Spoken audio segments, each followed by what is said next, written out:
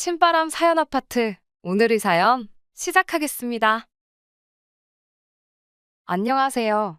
저는 결혼한 지 3년 된 30대 중반의 가정주부입니다.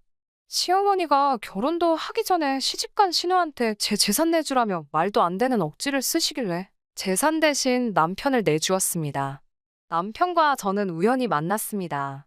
아는 언니가 나가기로 한 소개팅이 있었는데 언니가 갑자기 바쁜 일이 생겼다며 저에게 대타로 나가달라고 부탁을 하더라고요. 당시 저는 언니의 부탁을 거절할 수가 없어서 밥이나 한 끼 얻어먹고 와야겠다라는 심정으로 나갔습니다. 그런데 생각보다 남편이랑 말이 너무 잘 통해서 사귀게 되었고요. 당시 남편은 중소기업을 다니는 평범한 회사원이었고 저는 콜센터 상담사로 일하고 있었습니다. 둘이 합쳐 한 달에 500 정도를 벌었기에 결혼 이야기가 나왔을 때 같이 먹고 살기에 무리는 없지 않을 거라 생각했습니다. 저 같은 경우 친정 부모님이 결혼을 하게 되면 5천만 원 정도 지원을 해주신다고도 했었고 모아둔 돈도 조금 있었거든요.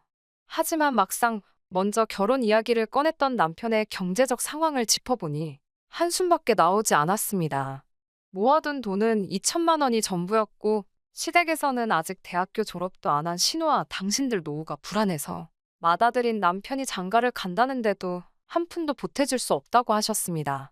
사귄 지 1년도 되지 않아 결혼을 약속한 마당에 시댁에서 그렇게 나오니 이 결혼을 하는 게 맞는 건가라는 고민을 하게 되더라고요. 친한 언니에게 어찌하면 좋겠냐고 털어놓으니 오히려 시댁에서 아무런 도움도 받지 않으면 나중에 혹시나 시댁에서 무리한 요구를 해와도 떳떳할 수 있다고 조언을 해줬습니다. 일리가 있는 말처럼 들렸어요. 물론 친정부모님도 이 상황을 아시고는 이 결혼은 안 하는 게 좋겠다고 말씀하셨습니다. 저는 돈이라는 게 있다가도 없는 거고 없다가도 있는 거 아니냐며 며칠 동안이나 친정부모님을 설득해야만 했어요. 그렇게 어려움을 이겨내고 남편과 저는 서로에 대한 믿음과 사랑으로 결혼을 하게 되었습니다. 사실 결혼식을 준비하는 과정 또한 순탄치만은 않았습니다. 집을 알아보는데 매물도 많이 없고 집값도 많이 올라 엄두가 안 나더라고요. 남편과 제가 며칠 동안 머리를 맞대고 고민해봐도 빠듯한 예산으로 매매는커녕 전세도 쉽지 않았거든요. 결국 저희는 제대로 된 집을 사기 전까지는 가전제품이 풀옵션으로 갖춰진 오피스텔에서 살기로 했습니다. 13평 남짓한 원룸이 전부였지만 신혼이니까 견딜 수 있겠다는 자신감이 있었네요. 결혼식을 며칠 앞둔 어느 날이었습니다. 하루는 일을 마치고 집으로 가려는데 시어머니께서 전화를 해오셨습니다. 시간 되면 시댁에 잠깐 들렸다 가라고 하시더라고요. 참고로 제가 일하는 직장과 시댁은 지하철로 30분 정도 걸리는 거리입니다. 저는 알겠다 하고 남편에게 전화를 걸어 지금 당신네 집에 가는데 당신도 있는 거 맞냐고 물었어요. 그러자 남편은 오늘 야근이라며 시어머니께서 왜 저를 부르시는지 짐작 가는 바가 없다고 하더군요. 남편도 없을 거라고 하고 이유도 모른다 하니 얼마나 긴장이 됐는지 모릅니다. 집에 도착했을 때가 7시 반쯤이었는데 시부모님과 신우가 식사를 막 마쳤는지 시어머니께서 식탁을 치우고 계셨습니다.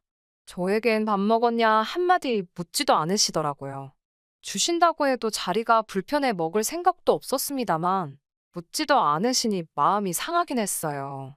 치우는 걸 도와드려야 하나 잠시 생각했지만 신우도 거실에 누워서 TV 보고 있고 아직 결혼도 안 한 데다가 제가 먹은 식사도 아닌데 제가 부엌에 들어가서 살림에 손을 대는 게 예의가 아닌 것 같기도 했고요.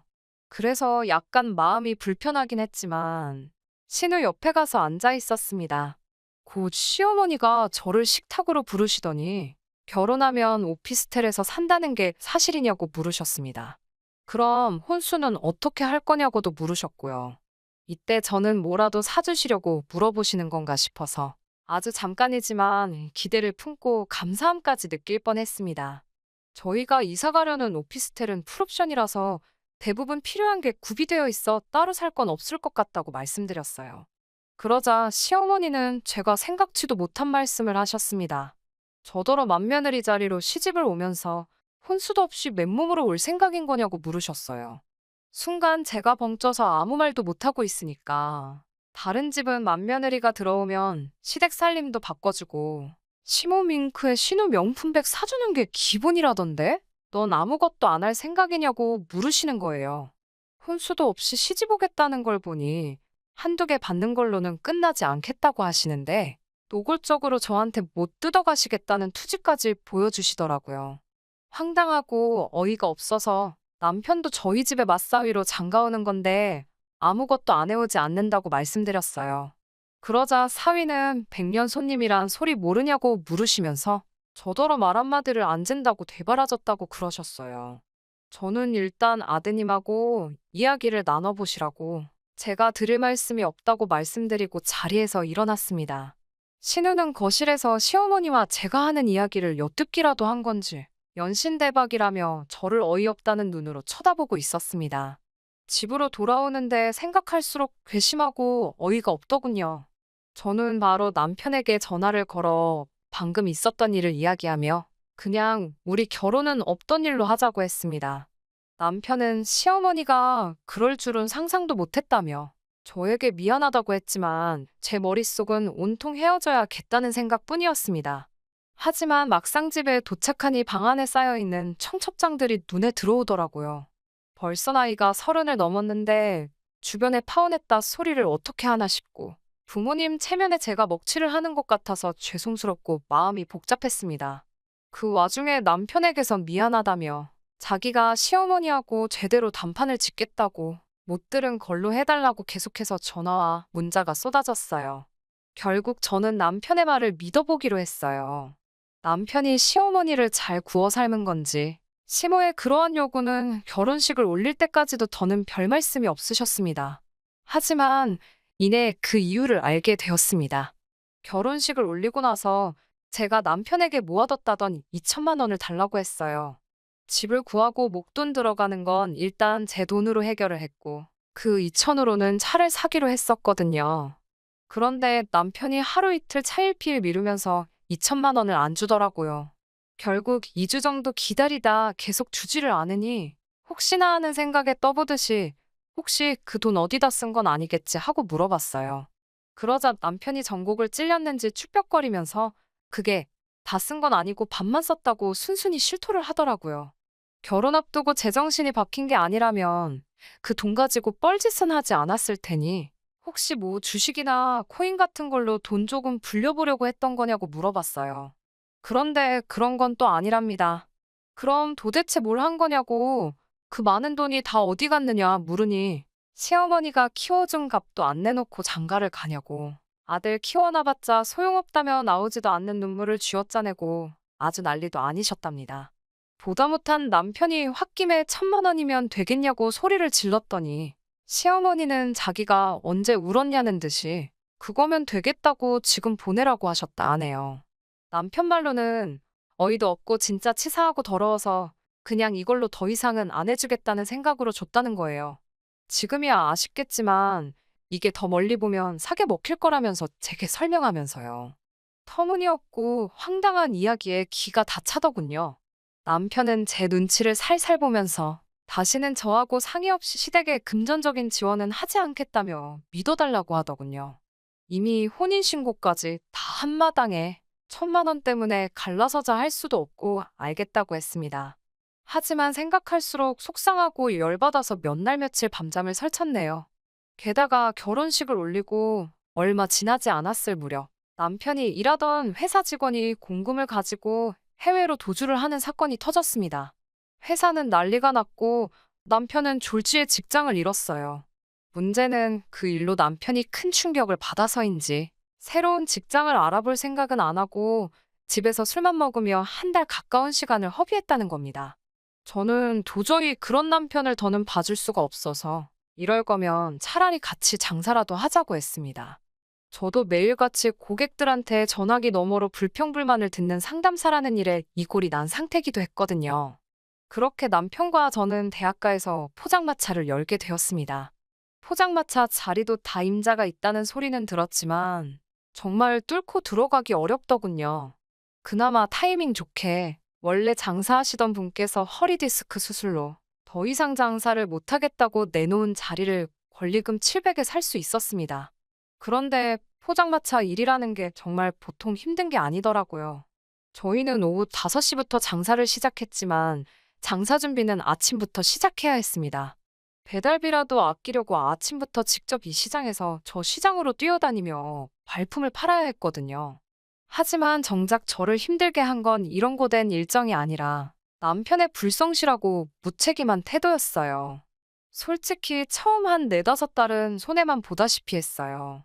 둘 다 장사를 처음 해보는 거다 보니 생각지도 못한 곳에서 실수를 하기도 했고 손님들에게 욕도 먹고 사기도 당하고 정말 별의 별일이 다 있었거든요. 문제는 이런 일이 생길 때마다 저는 이런 경험도 다 피가 되고 살이 된다 생각하고 더 죽기 살기로 장사에 매달린 반면 남편은 하루가 다르게 의지를 잃어가더라고요. 이렇게까지 해서 돈을 벌어야 하는 거냐면서요. 어르고 달래는 것도 하루 이틀이지. 장사만으로도 지치고 힘든데 제가 남편 멘탈까지 제가 관리를 하려다 보니 이러다간 제가 먼저 쓰러지겠다 싶었습니다. 결국 저는 남편에게 돈 100만 원만 벌어와도 좋으니 어디 출근할 만한 곳을 찾으라 했어요. 장사는 제가 혼자서 어떻게든 해보겠다고요. 얼마 후 남편은 예전에 같이 일하던 동료의 소개로 다시 일자리를 구하게 되었습니다. 월급도 직책도 예전만 못했지만 본인이 만족해하니 저도 그걸로 됐다 싶었습니다. 게다가 남편이 더 이상 신경 쓰이게 하질 않으니 덩달아 포장마차 매상도 오르더군요. 그렇게 포장마차를 시작하고 2년쯤 되었을 무렵 저는 월 평균 7~800 이상을 벌고 있었습니다. 반면에 남편은 월 200을 간신히 넘기고 있었어요. 분명히 말하지만 이때도 저는 남편과 이혼을 생각하지 않았습니다. 비록 종종 남편이 자기는 엄연히 사무직이고 저는 장사꾼이라면서 마치 직업에도 귀천이 있다는 식으로 말했을 때도 저는 그저 남편이 자존심이 상해서 그러나 싶었고 진심으로 남편을 이해하려고 했어요. 월소득이 안정적으로 자리가 잡혔다 느껴지면서 저는 정식으로 가게를 차려야겠다는 생각을 하게 되었습니다. 아무리 장사가 잘 돼도 포장마차라고 하면 무조건 색안경을 쓰고 보는 사람들이 불편하기도 했고 언젠가부터 제 이름을 내건 프랜차이즈 매장을 여는 목표를 갖게 되었거든요. 남편에게도 슬슬 포장마차를 접고 가게를 내려고 한다고 이야기를 했어요. 가게를 열고 나면 아이도 갖자고 약속했고요. 남편이나 저나 애를 좋아해서 원래는 결혼하자마자 애를 갖고 싶었는데 그땐 경제적으로도 불안하고 그래서 계속 미루고 있었거든요. 아무튼 며칠 뒤 시어머니에게서 연락이 왔습니다. 언제 한번 밥이나 같이 먹게 남편이랑 시댁에 오라고요. 사실 남편 실직했을 때 제가 시어머니께 한번 하소연을 한 적이 있습니다. 정신 차리라고 따끔하게 한마디라도 해달라고 말이에요. 그런데 시어머니께선 저에게 네 남편이니 네가 간수를 똑바로 해야지. 왜 나한테 와서 떠넘기냐고 하셨어요. 그 말씀에 제가 정말 너무 실망해서 그 이후로는 정말 명절이나 생신 때 아니면 연락 안 하고 지냈습니다. 전화를 받은 주말에 점심 식사를 하러 시댁에 갔습니다. 당시 결혼한 지 햇수로 3년 차였는데 부끄러운 이야기지만 처음으로 시어머니가 차려주시는 밥을 다 먹어봤네요. 도대체 무슨 말씀을 하시려고 이렇게 잘해주시나? 돈이라도 빌려달라고 그러시는 건가? 얼마나 빌려달라 하시려고 이러시지 별 생각이 다 들더라고요. 한 500까지는 빌려드려도 되지 않을까 그런 눈치를 보면서 식사를 했습니다. 이윽고 식사를 마치고 시어머니와 신우 그리고 남편과 저 4사람이 거실에 모여 앉았습니다. 시어머니께서는 저더러 요새 장사하느라 고생이 많다며? 라고 말문을 여셨습니다. 이제 많이 익숙해져서 괜찮다고 하자. 그거 참 다행이라고 하시더군요. 그러더니 그럼 가게 내지 말고 그 자리에서 장사를 좀 더 하는 게 좋겠다고 하시는 거예요.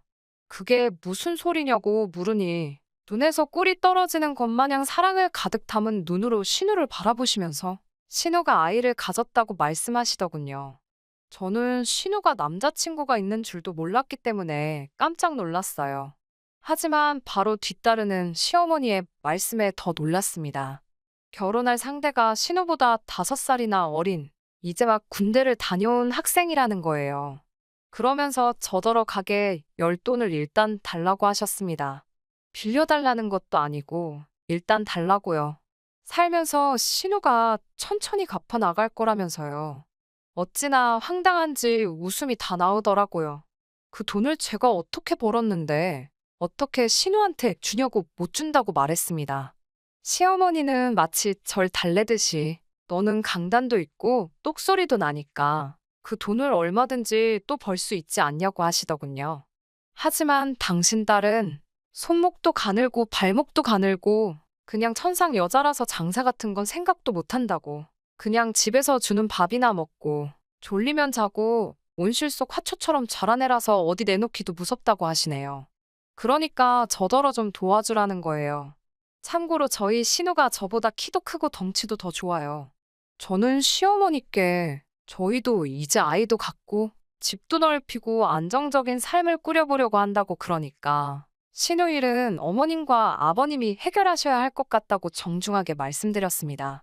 그런데 남편이 뜬금없이 아이는 천천히 가져도 되지 않냐며 일단은 급한 사람부터 도와주자고 하는 거예요. 시어머니의 뻔뻔한 요구도 어이가 없었지만 남편이 우리의 인생 계획을 마치 손바닥 뒤집듯 쉽게 여긴다는 사실을 충격이었습니다. 게다가 남편은 저더러 돈 몇 푼 번다고 너무 생색내지 말랍니다. 한술 더 떠서는 자기 실직했을 때부터 제가 자기를 무시하기 시작했다고 하네요. 남편은 알기를 얼마나 우습게 봤으면 남편을 시장을 다니게 하고 장사를 하게 만들고 그러냐고요. 물에 빠진 사람 구해주니 보따리 내놓으라고 한다는 옛말이 딱 맞더군요. 저는 시어머니와 신우한테 절대로 돈 못 해준다고 딱 잘라서 이야기했습니다. 시어머니는 시집 올 때도 맨몸으로 왔지 않냐면서 이제라도 맏며느리 노릇 좀 하라는데 그게 그렇게 싫으냐고 그럼 당신 아들하고도 살지 말라고 하시더군요. 아마 제가 억울해서 흘린 눈물을 잘못 이해하신 것 같았습니다. 저는 몇 초간 남편을 바라보다가 내라고 대답했습니다.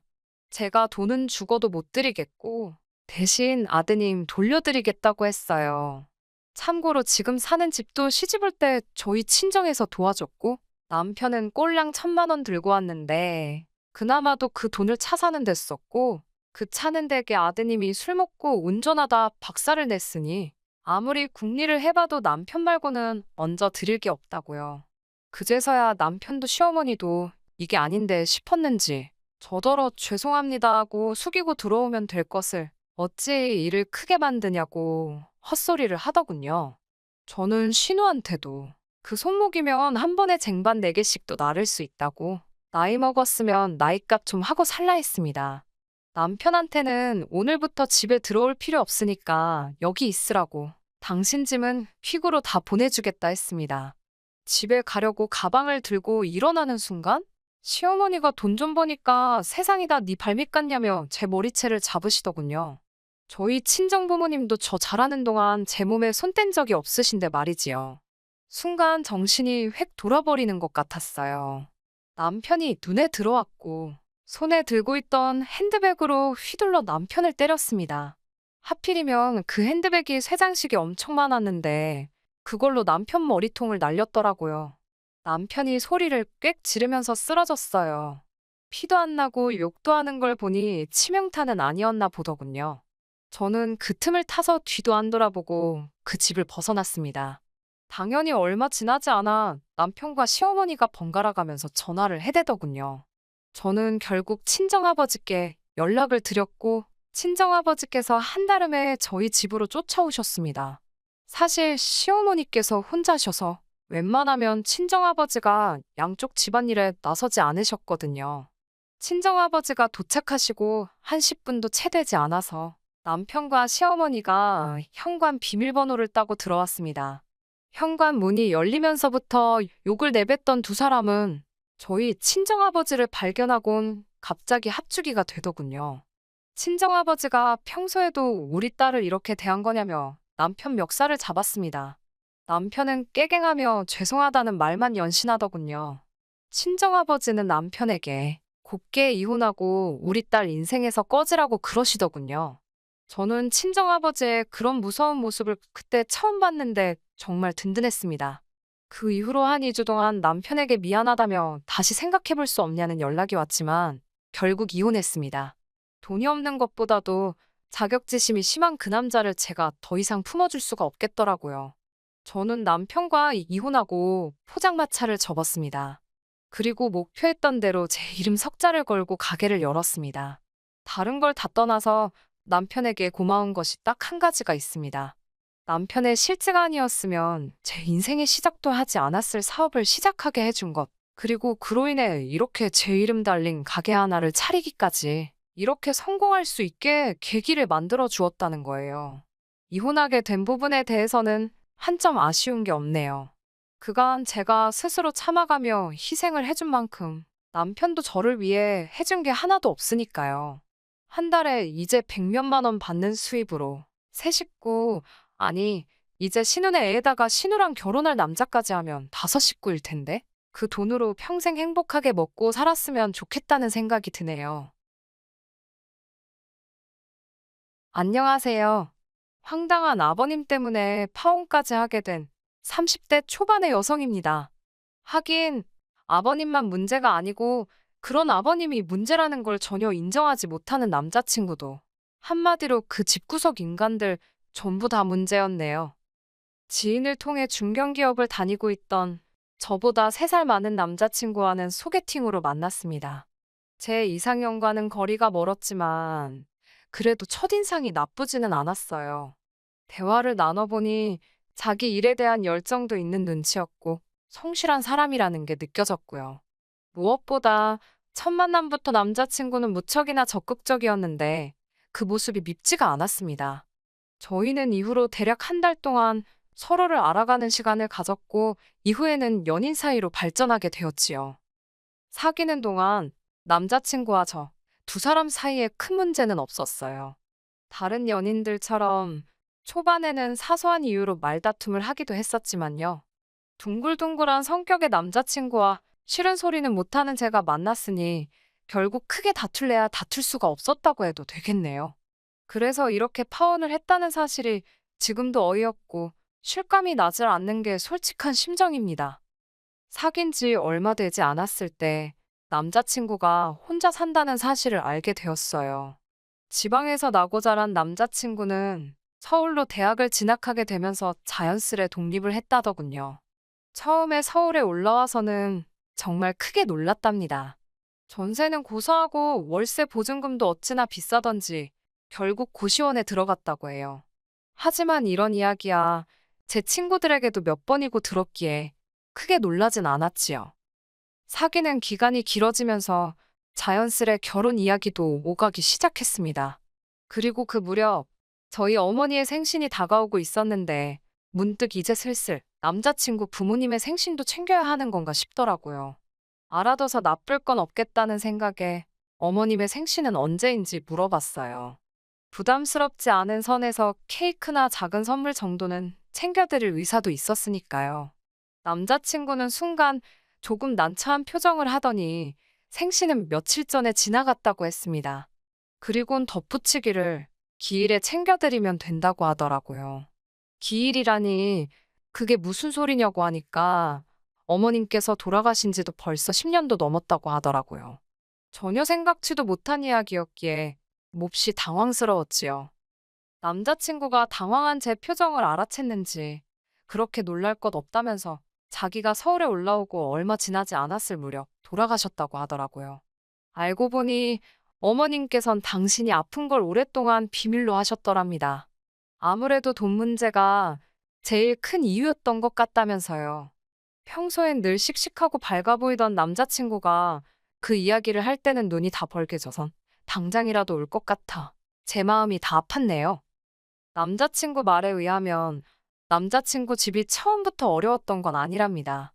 유복하신 조부모님께서 일찍이 아버님께 많은 재산을 물려주셨기에 남자친구가 어렸을 때만 하더라도 갖고 싶은 거 못 가져본 게 없고 먹고 싶은 거 못 먹어본 적이 없다고요.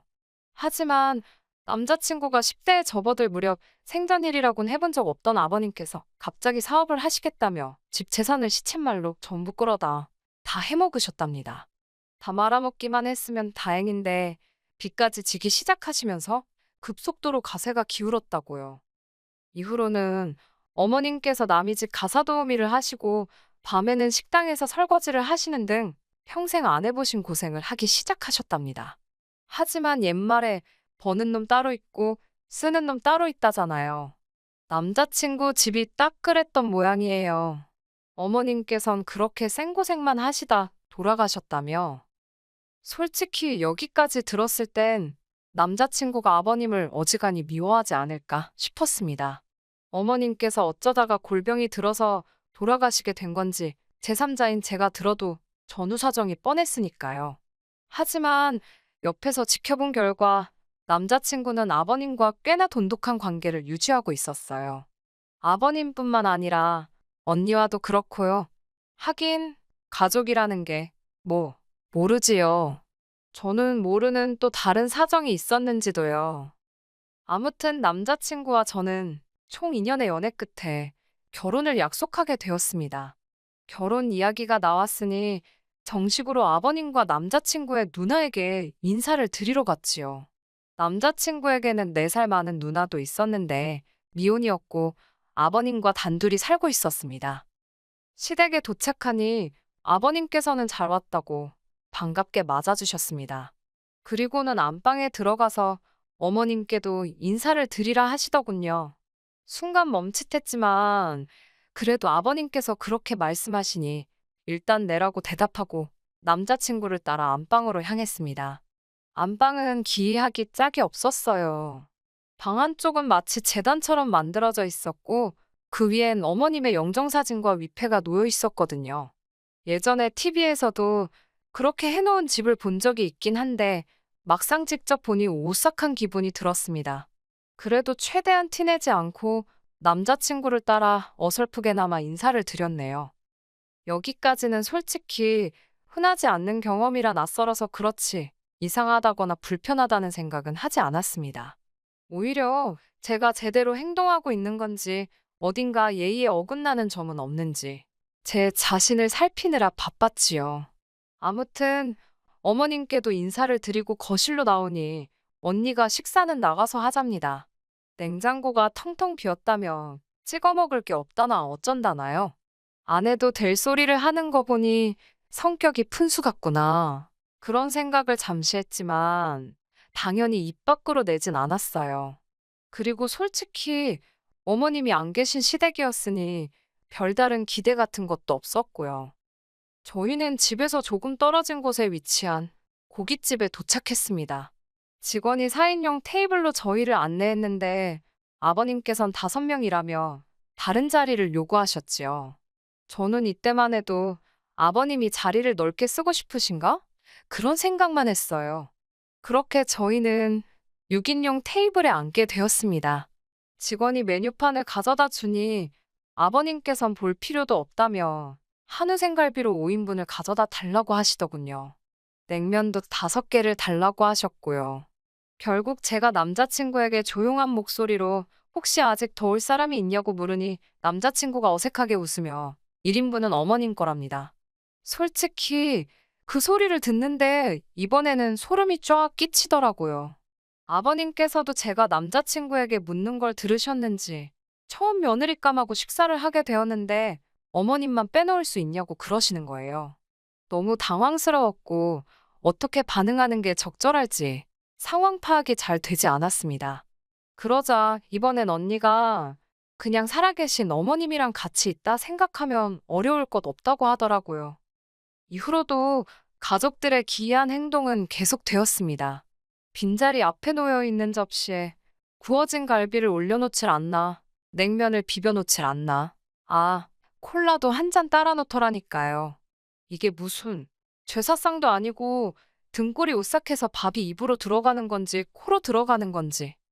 그런데 이런 아버님의 기행과는 또 별개로 언니가 정말 꼴사납게 행동을 하더군요. 식사를 마친 뒤 언뜻 계산서를 보니 거의 50만 원 돈이 나와 있었습니다. 아버님께서 좋은 날이라며 약주도 몇 잔 하셨지. 심지어 어머님 자리에 산더미처럼 쌓아놓은 고기는 아무도 손도 못 대게 하셔가지고 생으로 버려야 했고요.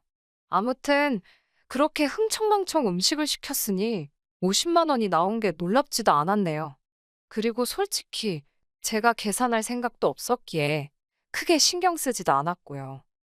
별 생각 없이 식당을 나가려는데 언니가 저더러 계산 안 하냐입니다. 제가 너무 황당해서 왜 제가 돈을 내냐고 물으니 제가 인사하러 왔으니까 저 때문에 외식한 거라며. 그러니까 제가 해야 한다는 거예요. 이 언니가 지금 나랑 기싸움 하자는 건가? 그런 생각도 들고 솔직히 전 아버님 때문에 체할 것 같아서 고기도 얼마 먹지도 못했는데 언니가 너무 뻔뻔하게 저한테 돈을 내라고 하니까 오기가 생겼습니다. 저는 언니한테 전 아버님이 사주시는 줄 알고 따라 나왔다고 원래 이렇게 처음 며느리감이 인사 오면 시부모님 되실 분들이 한상 거하게 차려주시지 않냐고 받아쳤네요. 그리고는 언니 옆에 있던 아버님께 배부르게 잘 먹었다고 허리 숙여 인사를 드렸습니다. 그러자 아버님도 어색하게 웃으시며 언니더러 계산하라 하시더군요. 전 뒤도 안 돌아서고 고깃집을 빠져나왔습니다. 들릴 듯 말 듯하게 욕하는 소리가 들렸지만 무시해버렸어요. 제가 빈손으로 인사를 간 것도 아니었는데 무슨 고기까지 사라는 건지.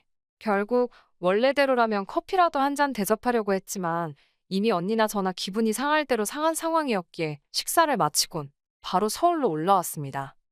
하지만 이 정도의 신경전 때문에 제가 파혼을 결심한 건 아닙니다. 아버님과 남자친구 가족들의 억지는 때와 장소가 없더라고요. 지난달 상견례가 있었습니다. 그땐 저희 부모님도 이미 남자친구의 어머님께서 돌아가셨다는 사실을 알고 계셨고요. 상견례는 중식당에서 하게 되었는데 아버님의 제안으로 이루어진 일이었습니다. 설마 어머님이 좋아하셔서 고르신 장소는 아니겠지라며 농담처럼 남자친구에게 떠봤는데 순진한 남자친구가 맞다고 순순히 대답을 하더라고요. 어이도 없고 황당했지만 그게 전부가 아니었네요. 상견례 당일 약속 시간은 6시였는데 어쩌다 보니 아버님과 언니가 제일 먼저 도착을 했고 뒤를 이어 저와 남자친구가 도착을 하게 되었습니다. 약속 시간까지는 20분이나 남아 있었지만 혹시나 싶어 룸에서 나와 부모님께 전화를 드렸습니다. 저희 부모님께선 걱정 말라며 이제 곧 도착한다고 하셨고요. 전화를 마치고 룸 안으로 들어가려는데 의자를 든 직원이 저희 룸으로 들어가는 게 보였습니다. 무슨 일인가 싶어 뒤따라 들어가다가 어처구니가 없는 상황을 보곤 하마터면 쓰러질 뻔했어요. 아버님께선 당신이 메고 오신 가방에서 정말 시골에서 할머니들이 톡 포장할 때나 쓰실 법한 연분홍 보자기로 포장된 보따리를 주섬주섬 꺼내시고 계셨거든요. 그리고 그 보따리 안에는 어머님의 영정사진이 담긴 액자가 들어있었지요. 아버님께선 비어있는 당신 옆자리에 그 액자를 떡하니 올려놓으셨습니다. 직원이 의자를 가져온 이유도 제가 남자친구 쪽 3명, 저희 쪽 3명, 이렇게 6명을 예약했는데 아버님이 어머님 자리가 없지 않냐며 한 자리를 더 달라고 하신 거였고요. 제가 남자친구를 불러내 이건 아닌 것 같다고 이야기를 했습니다. 하지만 남자친구도 아버님과 같은 입장이더군요. 자기 인생에 한 번뿐일 상견례이고 원래 상견례는 부모끼리 만나는 자리지 아니냐입니다. 자기는 이렇게라도 어머님께서 자기의 새로운 인생이 시작되는 걸 함께 해주셨으면 좋겠다며 저더러 이해를 해달라고요. 남자친구가 어찌나 단호하게 말하던지 오히려 제가 나쁜 사람, 이상한 사람처럼 느껴질 지경이었지요. 그때 저쪽에서 저희 부모님이 식당으로 들어오시는 모습이 보였고 저는 남자친구에게 룸으로 들어가라 했습니다. 두 분이 당황하지 않으시도록 일단 제가 먼저 상황 설명이라도 드려야겠다 싶었거든요. 제 이야기를 들으신 부모님께서는 무슨 말 같지도 않은 소리냐며 불편한 기색을 보이셨습니다. 저는 그래도 좋은 일로 모인 자리인 만큼 얼굴 붉히는 일은 없었으면 좋겠다고 조금만 이해해달라고 부모님께 부탁을 드려야만 했어요. 상견례는 솔직히 개판이 따로 없었습니다. 아버님께서 말끝마다 영정사진에 대고 당신은 어떻게 생각하냐, 마음에 드냐, 그러면서 집사람이 여기 같이 있으니 그래도 힘이 나신다. 저나 저희 부모님으로선 뭐라고 대꾸하기도 힘든 대화를 계속해서 이어나가셨거든요. 저만큼이나 당황하신 듯한 저희 부모님께선 그래도 딸의 부탁 때문인지 최대한 침착하게 상견례를 끌고 가시려는 노력을 하고 계신 눈치였지만요. 하지만 저희 부모님의 노력에도 불구하고 아버님이나 언니 두 사람 다 결혼과는 상관없는 계속해서 어머님에 관한 이야기만 늘어놓았습니다. 결국 참다 못한 저희 부모님께서 먼저 애들 집이나 혼수 문제는 어떻게 할 생각이시냐고 물으셨지요. 그러자 아버님께선 애 엄마가 돈이 없어 병원 치료도 한번 제대로 못 받아보고 죽었다면서 한마디로 못 보태주신다 소리를 돌아가신 분을 들먹이며 하시더라고요. 솔직히 진작부터 결혼할 때 도움을 못 받을 거란 예상은 하고 있었기에 크게 놀라지도 않았습니다. 아무튼 아버님의 대답을 들으신 저희 부모님께선 그럼 아이들이 알아서 하는 쪽으로 하고 대신 혼수나 예단 같은 것도 생략할 건 생략하는 게 좋겠다고 말씀하셨지요. 그러자 이번엔 결혼도 안 해본 언니가 나서서 한다는 말이 그래도 예단은 시집 오는 며느리가 시댁 식구들한테 보이는 예의인데 그걸 생략하는 건 아닌 것 같답니다.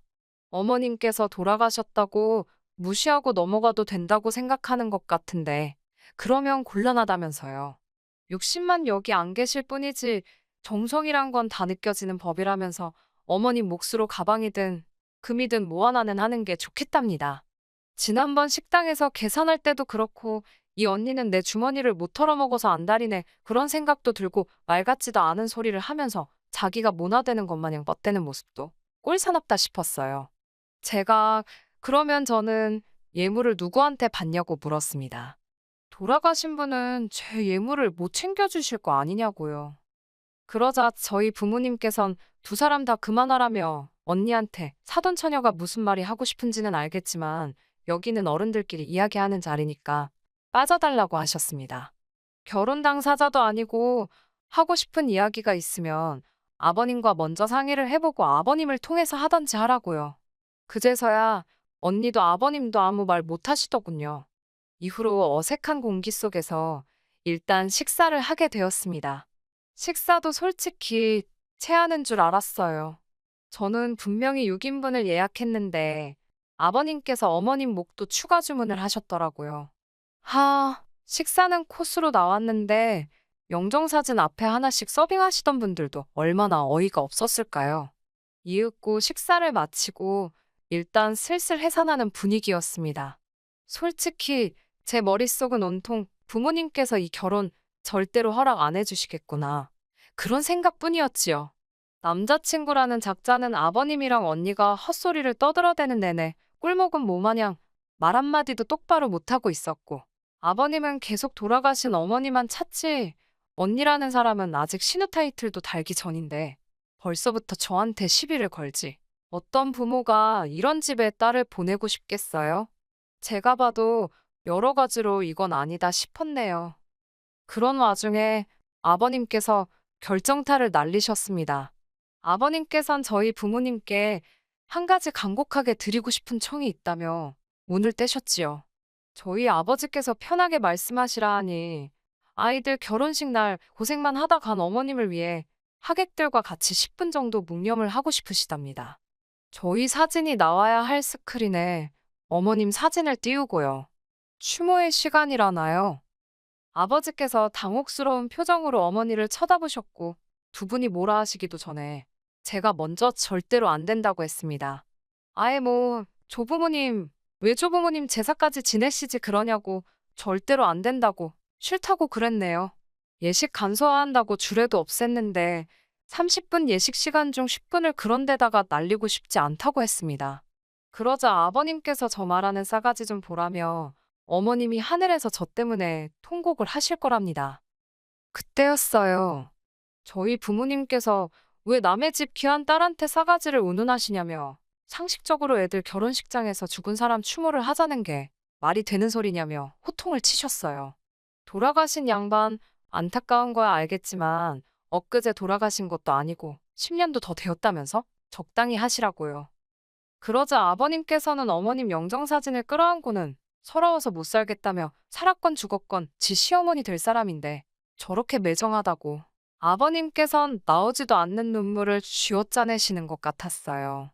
급기야 언니까지 가세에서는 엄마 없는 서러움이 이런 거냐며 자기들이 많은 걸 바랬냐고 이러니 죽은 사람만 불쌍하다나 어쩐다나 아니 막말로 저 때문에 돌아가신 것도 아닌데 왜 저한테 난리인지 어이가 없더라고요.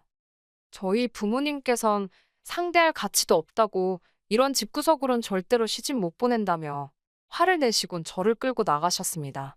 그제서야 남자친구가 따라 나오는 신용을 하며 저희 부모님더러 한다는 말이 저를 많이 사랑한다고 이번만 좀 어떻게 이해해 주시면 안 되겠냐입니다. 추모의 시간 10분이 너무 길다고 하시면 반으로 줄여서 5분만 해도 괜찮다나요? 저희 아버지께서 남자친구더러 한마디만 더 하면 대갈통을 박살을 내놓는다고 입 다물고 꺼지라 하시더군요. 전 저희 아버지가 그렇게 상스러운 소리 하시는 거 태어나서 그날 처음 봤어요. 뭐, 그렇게 파혼하게 되었습니다. 이튿날 남자친구가 전화를 걸어와선 한다는 말이 일단 아버님과 언니 앞에서 내내 해놓고 뒤로 여우처럼 조율하면 될걸. 제가 일을 너무 크게 만들었답니다. 그래도 자기는 저랑 결혼하고 싶다며 일단 아버님께 죄송하다고 하래요. 누가 잘했고 잘못했고를 떠나서 어른이 먼저 사과하는 그림은 웃기지 않냐고요. 제가 먼저 숙이고 들어가면 자기가 아버님 잘 설득해서 저희 부모님하고 다시 한번 이야기해 보시게 자리를 만들어 보겠다나요. 어처구니가 없어서 남자친구한테 그럴 필요 없다고 나는 오빠하고 결혼하고 싶은 생각이 싹 사라졌다고 했습니다. 돌아가신 어머님 곁이나 온 가족이 지키라고요. 그리고 또 전화하면 저희 아버지께 말씀드릴 거라고요. 대갈통이 나만 하겠냐고 덧붙이곤 전화를 끊고 아예 차단까지 해버렸어요. 지금 이 사연을 쓰면서도 어이가 없고 헛웃음만 나오네요. 저야말로 이런 집구석에 시집가지 말라고 조상신이 도와준 것 같아서 어떻게 향이라도 피워드려야 하나 싶습니다. 감사합니다, 조상님들. 안녕하세요. 얼마 전 개념 없는 신우와 영 끄는 30대 여성입니다. 이렇게 사연을 쓰게 된 건 신우가 듣고 반성 좀 했으면 하는 마음에서 저와 남편은 시부모님의 소개로 만난 사이입니다. 말 그대로 저와 남편의 만남을 어머님께서 주선하셨거든요.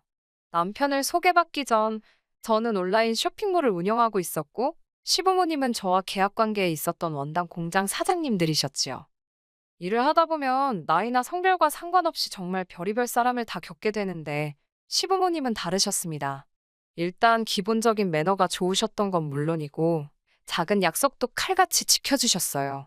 사실 대부분 공장 사장님들은 나이가 못해도 4, 50대였고 반면에 저는 20대 후반에 불과했으니 상대 쪽에서 저를 동등한 비즈니스 파트너가 아닌 풋내기라고 해야 하나? 한마디로 저를 만만하게 보는 일이 일쑤였거든요. 하지만 시부모님께선 말 한마디를 하시더라도 저에게 꼭 존댓말을 해주셨고 저를 사장 대 사장으로 대해주시는 게 느껴졌어요. 그날은 단가 조정부터 여러 가지로 이야기할 것들이 좀 있어서 아버님 어머님이 제 사무실에 찾아오셨습니다. 대화가 오가던 중 아버님께서 급한 전화가 걸려왔다며 양해를 구하시곤 자리를 비우셨지요. 어머님과 단둘이 남게 되자 저희는 어색한 분위기도 이겨낼 겸 이런저런 대화를 주고받기 시작했습니다. 그러다 어머님께서 먼저 저에게 애인이 있는지 물어보시더군요.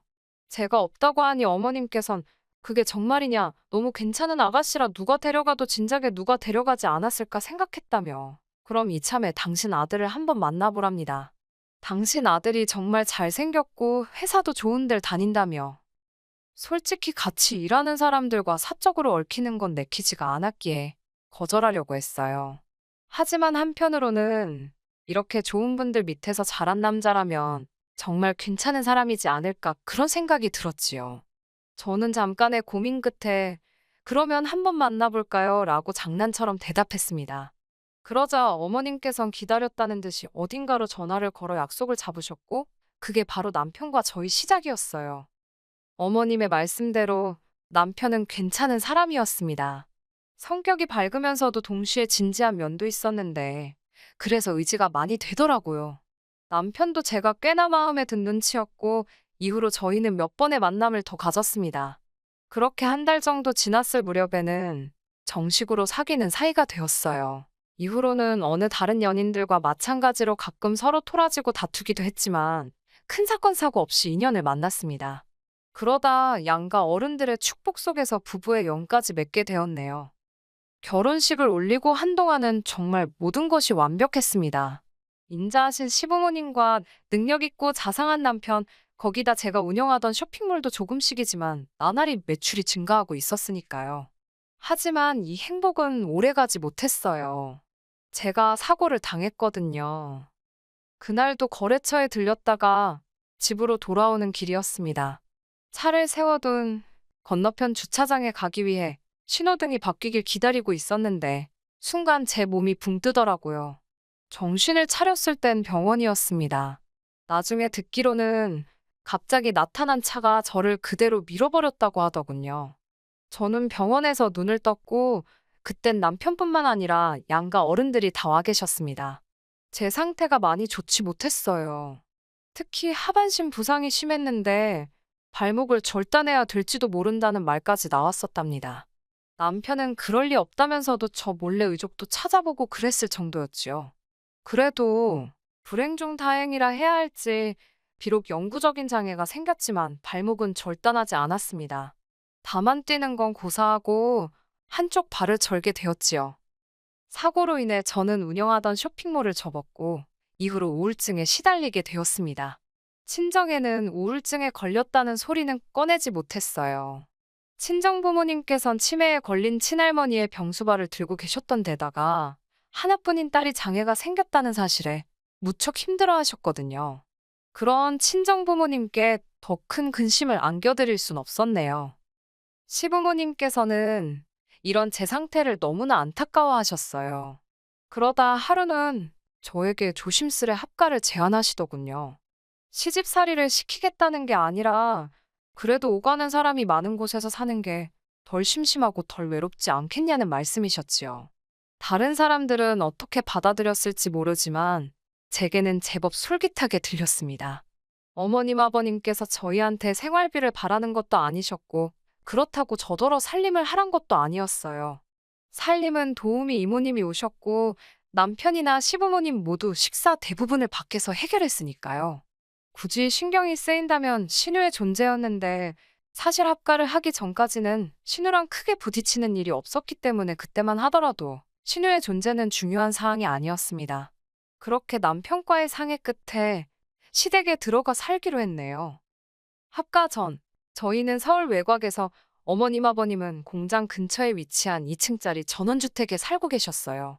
남편보다 2살 어린 신우 역시 어머님 아버님과 함께 살고 있었는데 처음부터 그랬던 것은 아닙니다. 저와 남편이 결혼할 때만 하더라도 신우 역시 서울에서 자취를 하고 있었어요. 그런데 신우가 새들어 살던 집을 어찌나 더럽게 썼던지 하루는 그 집주인이 시부모님한테 연락을 해왔답니다.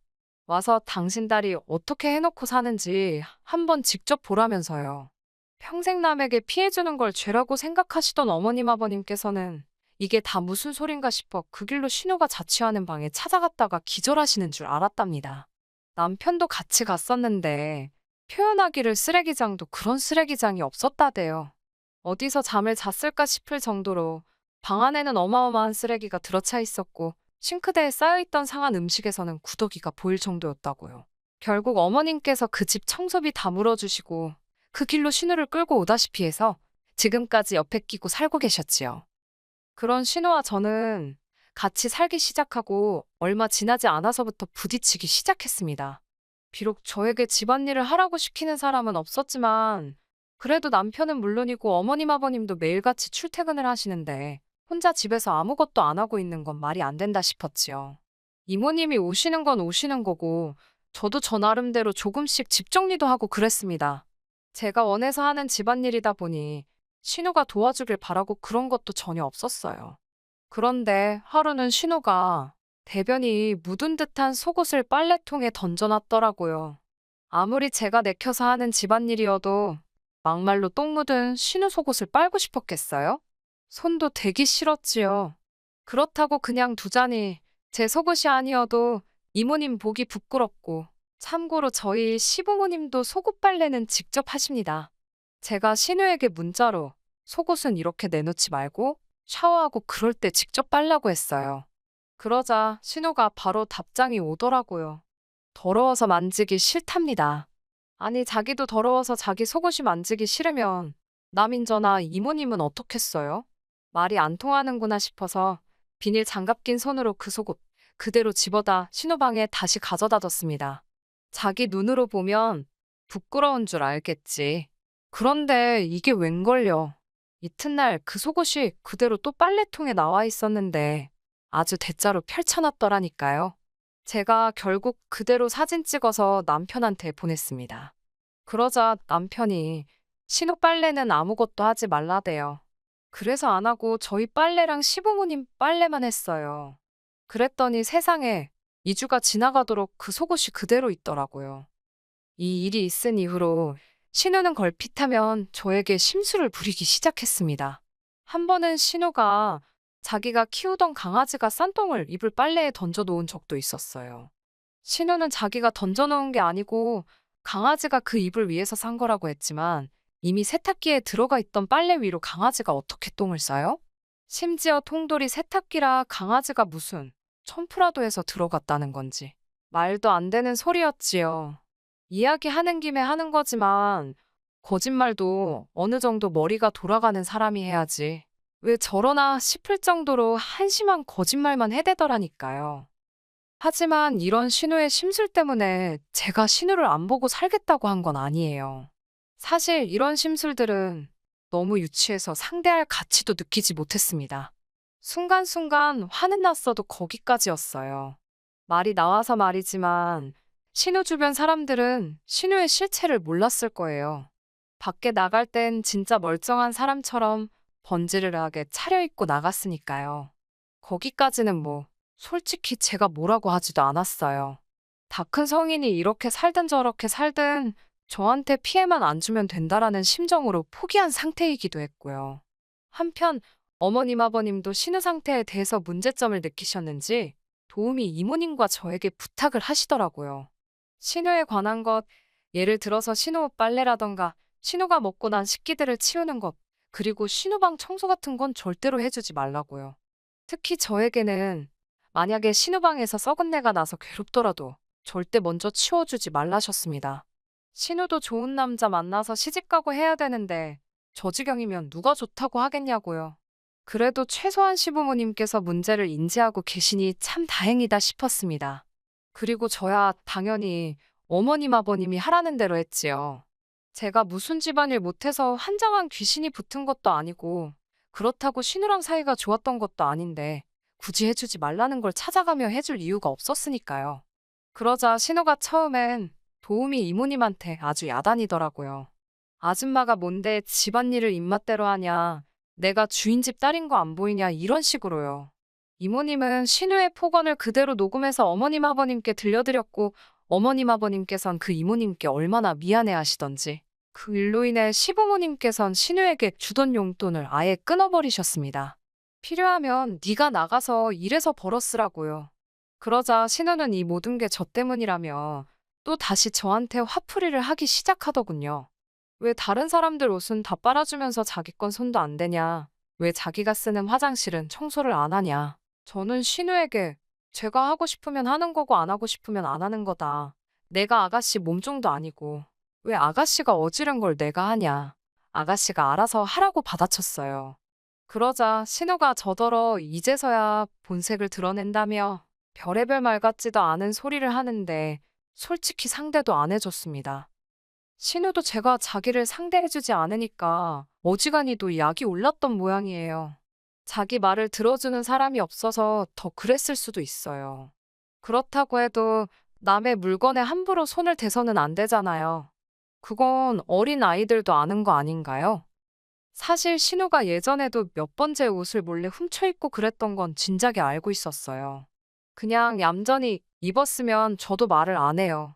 마음대로 말도 없이 가져다 입고 그래놓고 돌려주지도 않고 나중에 보면 자기 옷장에 처박아 놓기도 하고 심지어 어디서 사온 옷처럼 쇼핑백에 넣어서 자기 방에 숨겨두기도 하고 별의별 일이 다 있었는데 그럴 때마다 어머님이나 남편이 미안하다 하고 돈으로 물어주기도 하고 새 옷으로 사주기도 하고 그랬습니다. 두 사람이 따로 신우를 불러서 몇 번 뭐라고 한 것도 알고 있어요.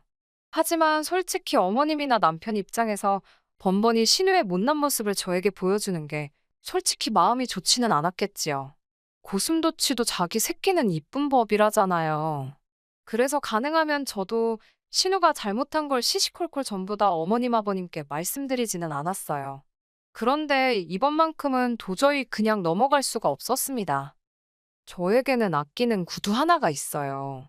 제가 남편과 결혼식을 올릴 때 신었던 구두인데 친정아버지가 직접 가서 사다 주신 거예요. 아버지 말씀이 시집 가는 딸 꽃길만 걸으라는 뜻으로 꼭 직접 사주고 싶으셨대요. 회사 여직원들한테 물어물어 샀다면서 평소에 그 무뚝뚝하신 아버지가 선물해 주신 정말 뜻깊은 구두지요. 제 발목이 이렇게 된 이후로는 한 번도 신지 못했지만 그래서 더 의미 있는 구두라고 할까요? 그런데 언젠가 제멋대로 저희 방에 들어온 신우가 그 구두를 봤습니다. 제가 일부러 그 구두는 잘 보이는 곳에다 장식해 두었는데 그게 제 잘못이라면 잘못이겠네요. 신우가 구두를 누가 방에다 두냐면서 제 위생 개념이 엉망이라고 잔소리를 해대더라고요. 똥 묻은 개가 겨 묻은 개 나무란다더니 그러더니 하루는 저더러 그 구두를 빌려달랍니다. 소개팅 하는데 신고 나갈 게 없다고요. 그래서 저 구두는 안 된다고 그러지 말고 하나 사신던지 아니면 있는 구두 잘 닦아서 신으라 했습니다. 그러자 제 뒤통수에다 대고 들릴 듯 말 듯 욕을 해대더라고요. 한심해서 듣고도 못 들은 척 무시해버렸습니다. 그리고는 저는 저녁 식사 준비를 하려고 부엌으로 향했고 신우가 어찌나 살금살금 나갔는지 현관문 닫히는 소리를 듣고 나서야 신우가 지금 막 외출을 했다는 걸 알게 되었어요. 그런데 순간 왠지 모르게 쎄한 기분이 들더라고요. 설마 싶어서 서둘러 2층으로 올라가다가 다친 발목을 한 번 더 삐끗하기까지 했습니다. 그렇게 저희 방문을 여니 구두가 사라지고 없었습니다. 아, 정말이지. 화가 나는 건 둘째치고 눈물이 나더라고요. 당장이라도 신우를 쫓아나가고 싶은데 다리는 너무 아프지. 그냥 그 순간의 상황이 너무 답답하고 억울했다고 할까요? 그렇게 2층 방에서 울고 있는데 퇴근한 남편이 들어오는 소리가 들렸습니다. 곧이어 남편이 저를 발견하고는 왜 그러냐고 그리고는 벌겋게 부은 제 발목을 보더니 이게 다 무슨 일이냐며 놀라서 묻더라고요. 저는 비어있는 신발장을 가리키며 신우가 내 구두를 훔쳐 신고 나갔다고 그 소리를 하면서 또 엉엉 울었습니다. 그러자 남편이 바로 신우한테 전화를 걸어서 당장 들어오라고 안 들어오면 너 오늘 내 손에 죽는다고 소리를 지르대요. 신우도 어쩌고저쩌고 악을 쓰는지 전화기 너머까지 신우의 목소리가 들렸지만 남편은 개의치 않고 가만 안 둔다고 그 신발 지금 당장 벗으라고 하더군요. 곧이어 어머님 아버님도 집에 오셨지만 신우는 기어이 12시가 다 되어서야 들어왔습니다. 저는 지칠 대로 지쳐 있었고 남편은 매우 화가 나 있었으며 어머님 아버님도 한숨만 내쉬고 계셨어요. 솔직히 말해서 구두 상태만 멀쩡했어도 제가 가족들을 말리던지 신우한테 한 소리 하고 말던지 대충 끝냈을 거예요. 그 정도로 제가 너무 지쳐 있었거든요. 그런데 현관에 선 신우의 발을 보니 일부러 진흙탕에 문지르기라도 한 듯이 구두 앞코가 다 시커멓게 변해 있더라고요. 그 구두를 보니 또 눈물이 나대요. 남편이 신우더러 장난하냐고 새언니 구두는 왜 말도 없이 신고 나가서 이렇게 하고 들어오냐니까 신우가 이깟 구두가 뭔데 하루 종일 가족들이 자기를 귀찮게 하냐면서 냅다 구두를 벗더니 바닥에 후드려 치는 거예요.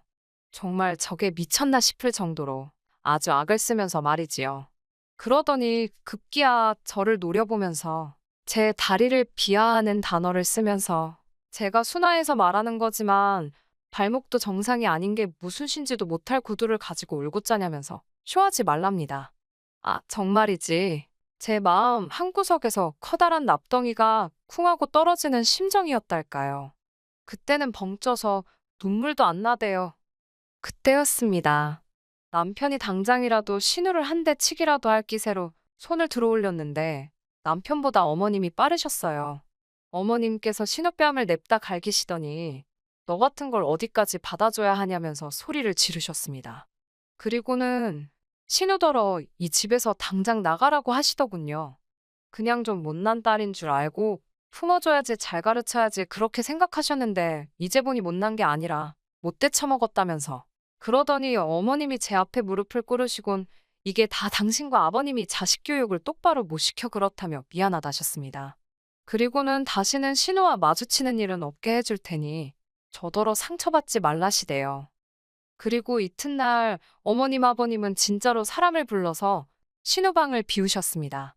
그리고는 신우에게 500만 원을 주시면서 이 돈으로 뭘 하든 네가 알아서 하라고 대신 2번 다시 이 집에 들어와 살 생각은 하지 말라셨습니다. 그제서야 신우는 어머님께 죄송하다. 새언니만 예뻐해서 셈이 나서 그랬다며 어린아이 같은 변명을 늘어놓았지만 어머님께서는 완강하셨어요. 네 새언니가 용서해도 당신이 용서를 못한다며 제대로 반성하고 못돼 먹은 생활 습관도 싹 다 뜯어고치면 그때 이야기 하자시대요. 그렇게 신우는 결국 쫓겨났습니다. 남편에게 듣기로는 일단 친구네 집에서 신세를 지기로 했다는데 어떻게 될지는 모르겠어요. 어머님 아버님께서는 전보다 훨씬 더 저에게 잘해주시려고 하시고 요새 이사갈 집도 알아보고 계시더라고요. 1층, 2층으로 나눠진 집 말고 단층으로 넓은 집으로 가자셨어요. 그래야 제가 좀 더 편하지 않겠냐고요. 솔직히 시부모님과 신우는 부모 자식 사이인데 제가 그 가운데서 예쁨을 받으면 얼마나 더 맞겠어요. 그래도 지금은 어머님 아버님이 주시는 이 사랑을 마음껏 누려보려고 합니다. 언젠가 기회가 된다면 제가 신우랑 잘 지내게 될 날도 있을까요? 그건 솔직히 잘 모르겠어요. 솔직히 저보다는 신우한테 달린 일 아닌가 싶기도 하고 그래도 모든 시부모님이 자기 자식만 싸고 도는 건 아니라는 이야기를 꼭 해드리고 싶었어요. 어머님, 아버님 감사합니다. 안녕하세요. 결혼한 지 이제 겨우 1년 된 20대 후반의 여성입니다. 혼전 임신이나 그런 이유로 결혼을 빨리 한 건 아니고요. 어려서부터 결혼을 빨리 하는 게 제 목표 중 하나였어요. 저희 친정어머니도 20대 초반에 절 낳으셨는데 그래서인지 저희 모녀 사이는 친구 같기도 하고 자매 같기도 하답니다. 저도 이러한 관계가 너무 좋고요. 훗날 제 딸하고도 지금의 어머니랑 저희 관계처럼 잘 지내고 싶었고 그러기 위해서는 빨리 결혼을 해야 한다고 생각했어요. 때마침 저희 남편도 저와 비슷한 사고방식을 가지고 있었기에 이른 나이에 식을 올리게 되었습니다. 남편과 만나게 된 계기는 친구의 소개였어요.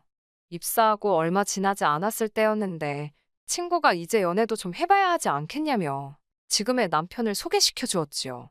남편은 제 친구의 사수였는데 나중에 한다는 말이 너무 깐깐하고 FM인 남편 밑에서 일 배우기가 부담스러웠다더군요.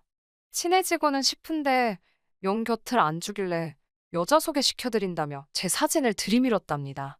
그 이야기를 듣고 정말 한참을 웃었네요. 친구가 자기도 제 사진이 먹힐 줄 몰랐다면서 웃더라고요. 소개팅을 주선하는 친구 말로는 말수가 별로 없다고 했는데 막상 만나본 남편은 말도 많고 재미도 있고 정말 괜찮은 남자였습니다.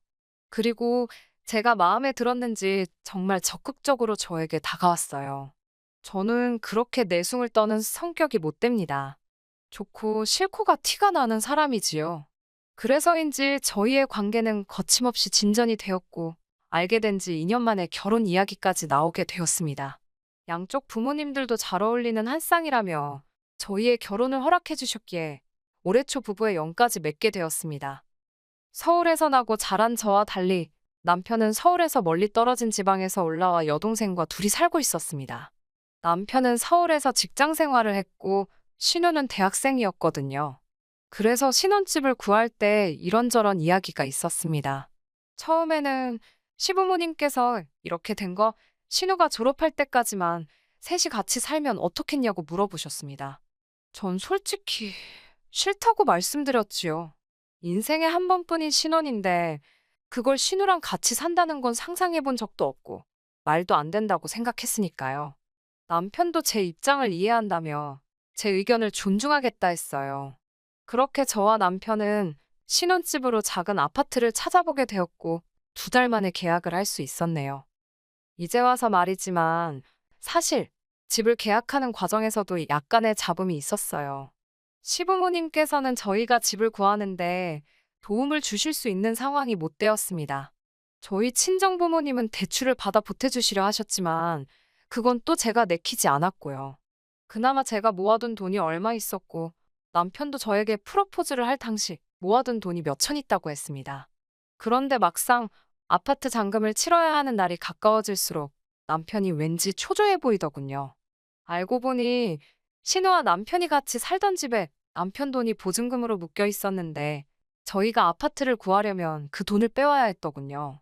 어머님께서는 한 번 더 그 돈까지 빼갈 거면 신우를 데리고 살라고 하셨지만 저도 지지 않고 싫다 했습니다.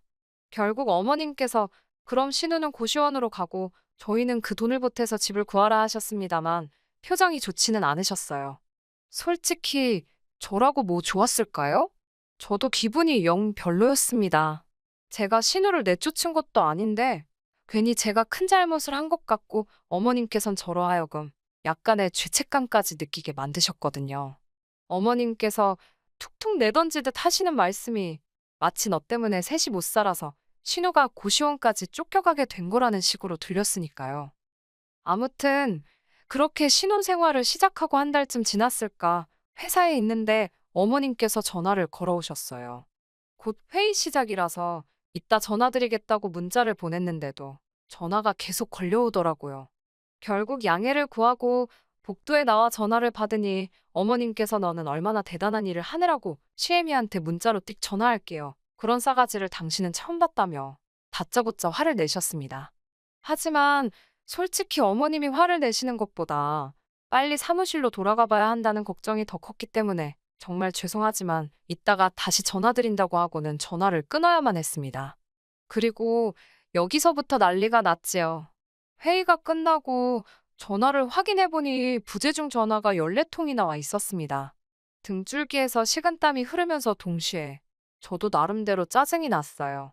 며느리가 직장 다니는 거 뻔히 아시면서 급한 일이 있으신 거면 남편도 있는데 라는 생각이 들었으니까요. 어머님께 다시 전화를 거니 어머님께서는 저더러 어디서 배워먹은 버르장머리길래 시어머니 전화를 마음대로 끊냐고 대뜸 호통을 치셨습니다. 저는 죄송하다고 다시 한번 사과를 드린 뒤 조근조근 상황을 설명해 드렸어요. 그러면서 도대체 무슨 일로 이렇게 저를 찾으신 거냐고 하니까 신우가 울고불고 난리가 났답니다.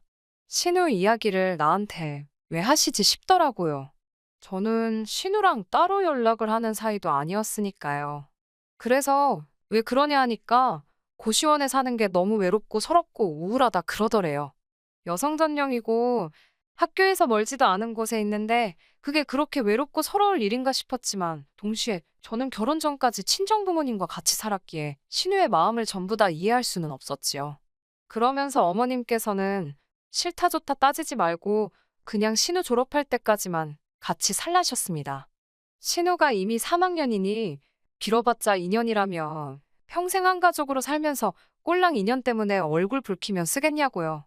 어머님께 남편과 상의해보겠다고 말씀을 드렸더니 저희 남편은 저하기에 달린 거라면서 괜히 남편 핑계대고 빠져나가려고 잔머리 쓰지 말라시대요. 속으로 화도 나고 왠지 억울했지만 일단은 알겠다고 말씀드렸습니다. 그날 저녁 남편과 신우의 거처에 대해서 오랜 시간 동안 대화를 나눴습니다. 남편은 정말 미안하다 하면서도 딱 2년만 참아달라고 하더군요. 저를 볼 면목이 없다면서도 요새 세상이 너무 흉흉하다 보니 부모님도 걱정이 많으신 것 같고 여동생이 원래 겁이 많아 그렇답니다. 그러면서 절대로 제가 따로 신경 쓰지 않아도 되게끔 자기가 단도리를 잘할 테니까 자기를 믿고 한 번만 같이 살아보자더군요. 만약에 조금이라도 제 심기에 거슬리는 행동을 하거든 그 길로 내쫓아도 좋다면서 말이에요. 결국 신혼생활을 시작하고 3개월도 되지 않아서 신우와 함께 살게 되었습니다. 이유가 어찌됐건 제가 내린 결정이었으니 누구의 탓도 하고 싶지 않았고 하지 않았습니다. 하지만 문제는 신우였어요. 신우의 행동은 제 심기에 거슬리는 정도가 아니라 아주 저한테 덤비는 수준이었지요. 저와 남편이 비록 맞벌이를 하고 있긴 했지만 웬만하면 집안일은 제가 하려고 했습니다. 일단 직업 특성상 저는 야근이 없거든요. 9시에 출근해서 5시에 퇴근합니다. 반면에 남편은 야근이 있는 날도 많았고 일이 정말 많으면 주말에도 종종 사무실에 나가는 일이 있었기 때문에 웬만하면 집안일에 있어서는 스트레스를 주고 싶지 않았어요. 이것도 누가 시켜서 한 일이 아니라 제 결정이었으니 누구의 탓도 하지 않았습니다. 문제는 신우가 사용하는 방이었어요. 저희가 사는 아파트는 지어진 지 얼마 되지 않아서 거실과 안방 천장에 각각 시스템 에어컨 총 2대가 설치되어 있습니다. 신우는 작은 방을 쓰고 있었는데 그 방에는 에어컨이 없고요. 즉, 신우 방은 100이면 100 덥거든요. 그런데 이상하리만치 방에 들어가면 꼭 방문을 걸어 잠그고 나오질 않더라고요. 외출할 때도 방문을 꼭 잠그고요. 이것도 사실 저희랑 살게 되면서 자기가 멋대로 설치한 건데 아무래도 제가 불편해서 그럴 수도 있고 저한테 보여주고 싶지 않은 게 있을 수도 있고 그래서 저도 굳이 걸고 넘어지진 않았어요. 그렇게 같이 산지 겨우 2주쯤 됐을 무렵이었습니다. 신호가 쓰는 방 앞을 지나가는데 찌릿하게 시큼하고 비위상하는 냄새가 나더군요. 직감적으로 뭔가 방에서 썩고 있다는 생각이 들었지요. 마음 같아선 당장이라도 열어보고 싶었지만 예의가 아닌 것 같아서 신우나 남편 둘 중에 한 명이 돌아올 때까지 기다렸어요. 적어도 지 오빠가 열어보면 별소린 안 하겠지. 하더라도 적당히 하고 말겠지. 뭐 그런 계산이었지요. 하지만 냄새가 난다는 걸 인지하고 나니까 그 냄새를 맡으며 시간을 보내는 것 그 자체가 고역이더군요. 아무튼 그렇게 한 3시간쯤 흘렀을까 어쩐 일인지 남편과 신우가 같이 들어왔습니다. 요 앞 편의점에서 만났다면서요. 신우 손을 보니 편의점 봉다리 안으로 컵라면에 뭐에 잔뜩 보이더군요. 말이 나와서 말이지만 저희 신우가 식탐이 좀 있어요. 행여나 먹는 걸로 서운케 한다는 소리가 나올까봐 집에는 늘 음식을 떨어지지 않게 준비해두는 편입니다. 하지만 저와 신우의 식성이 많이 다르다 보니 신우가 간식을 따로 사다 먹는 눈치였어요. 사다 먹을 수 있지요. 자기 돈으로 사다 먹는다는데 제가 뭐라고 하겠어요? 하지만 한 집에 살면서 신우는 말이라도 같이 먹을래요? 혹은 한 입 먹어봐요 같은 소리를 절대로 안 했습니다. 솔직히 제가 뭐 치킨 사 먹을 돈이 없어서 기분이 나쁜 거겠어요? 좀 치사하다 생각은 들더군요. 그래놓고 제가 뭐 하나 사다 놓으면 그건 또 귀신같이 찾아 먹습니다. 그래놓곤 꼭 오빠가 사다 놓은 줄 알았다면서요. 참 얌체 같지요? 아무튼 제가 남편한테 신호방에서 이상한 냄새가 난다고 했습니다. 그러자 남편이 당혹스러운 표정으로 자기는 잘 모르겠답니다. 그래서 아니라고 냄새 난다고 제가 다시 한번 말했지만 남편은 계속 모르겠다는 거예요. 답답한 제가 신우와 남편에게 방문 좀 열어보라 했습니다. 그러자 신우가 싫다고 절대로 안 된다고 생난리를 치더라고요. 신우의 과격한 반응을 보니까 진짜 당장이라도 열어봐야겠다는 확신이 들었습니다. 저는 남편에게 내 심기에 거슬리면 내보내겠다고 한 말 기억하냐고, 지금 나 너무 불편하다고, 그러니까 빨리 방문 열라고 소리를 질렀습니다. 그러자 남편이 신우더러 열어 라고 짧게 한마디 하더라고요. 그제서야 신우도 군소리 없이 하지만 얼굴은 죽상이 되어서는 방문을 열어주더군요. 방 안은 정말이지 기가 차대요. 생각해보니 그동안 음식을 사갖고 들어가는 건 몇 번 봤는데 재활용할 땐 안 보여서 저는 나름대로 신우가 남사스럽고 창피해서 학교 갈 때 들고 나가서 어디다 버리나 그런 생각만 잠깐 했었거든요. 설마 그걸 다 방 안에 쌓아뒀을 거라곤 상상도 못했고요. 진짜 방구석이 무슨 돼지우리도 아니고. 무엇보다도 제가 당혹스러웠던 건 그 광경을 보고도 침착한 남편의 반응이었지요. 남편이 깊은 한숨을 내쉬면서도 너무 자연스럽게 신우방을 치우기 시작하더라고요. 문득 이게 처음이 아닐 수도 있겠다는 생각이 들 정도로 말해요. 청소를 하고 있던 남편을 안방으로 끌고 가 당장 신우 내보내라고 했습니다. 남편은 곤란한 표정을 지으면서도 약속은 약속이니까라며 알겠다고 했습니다. 대신 며칠만 시간을 달라더군요.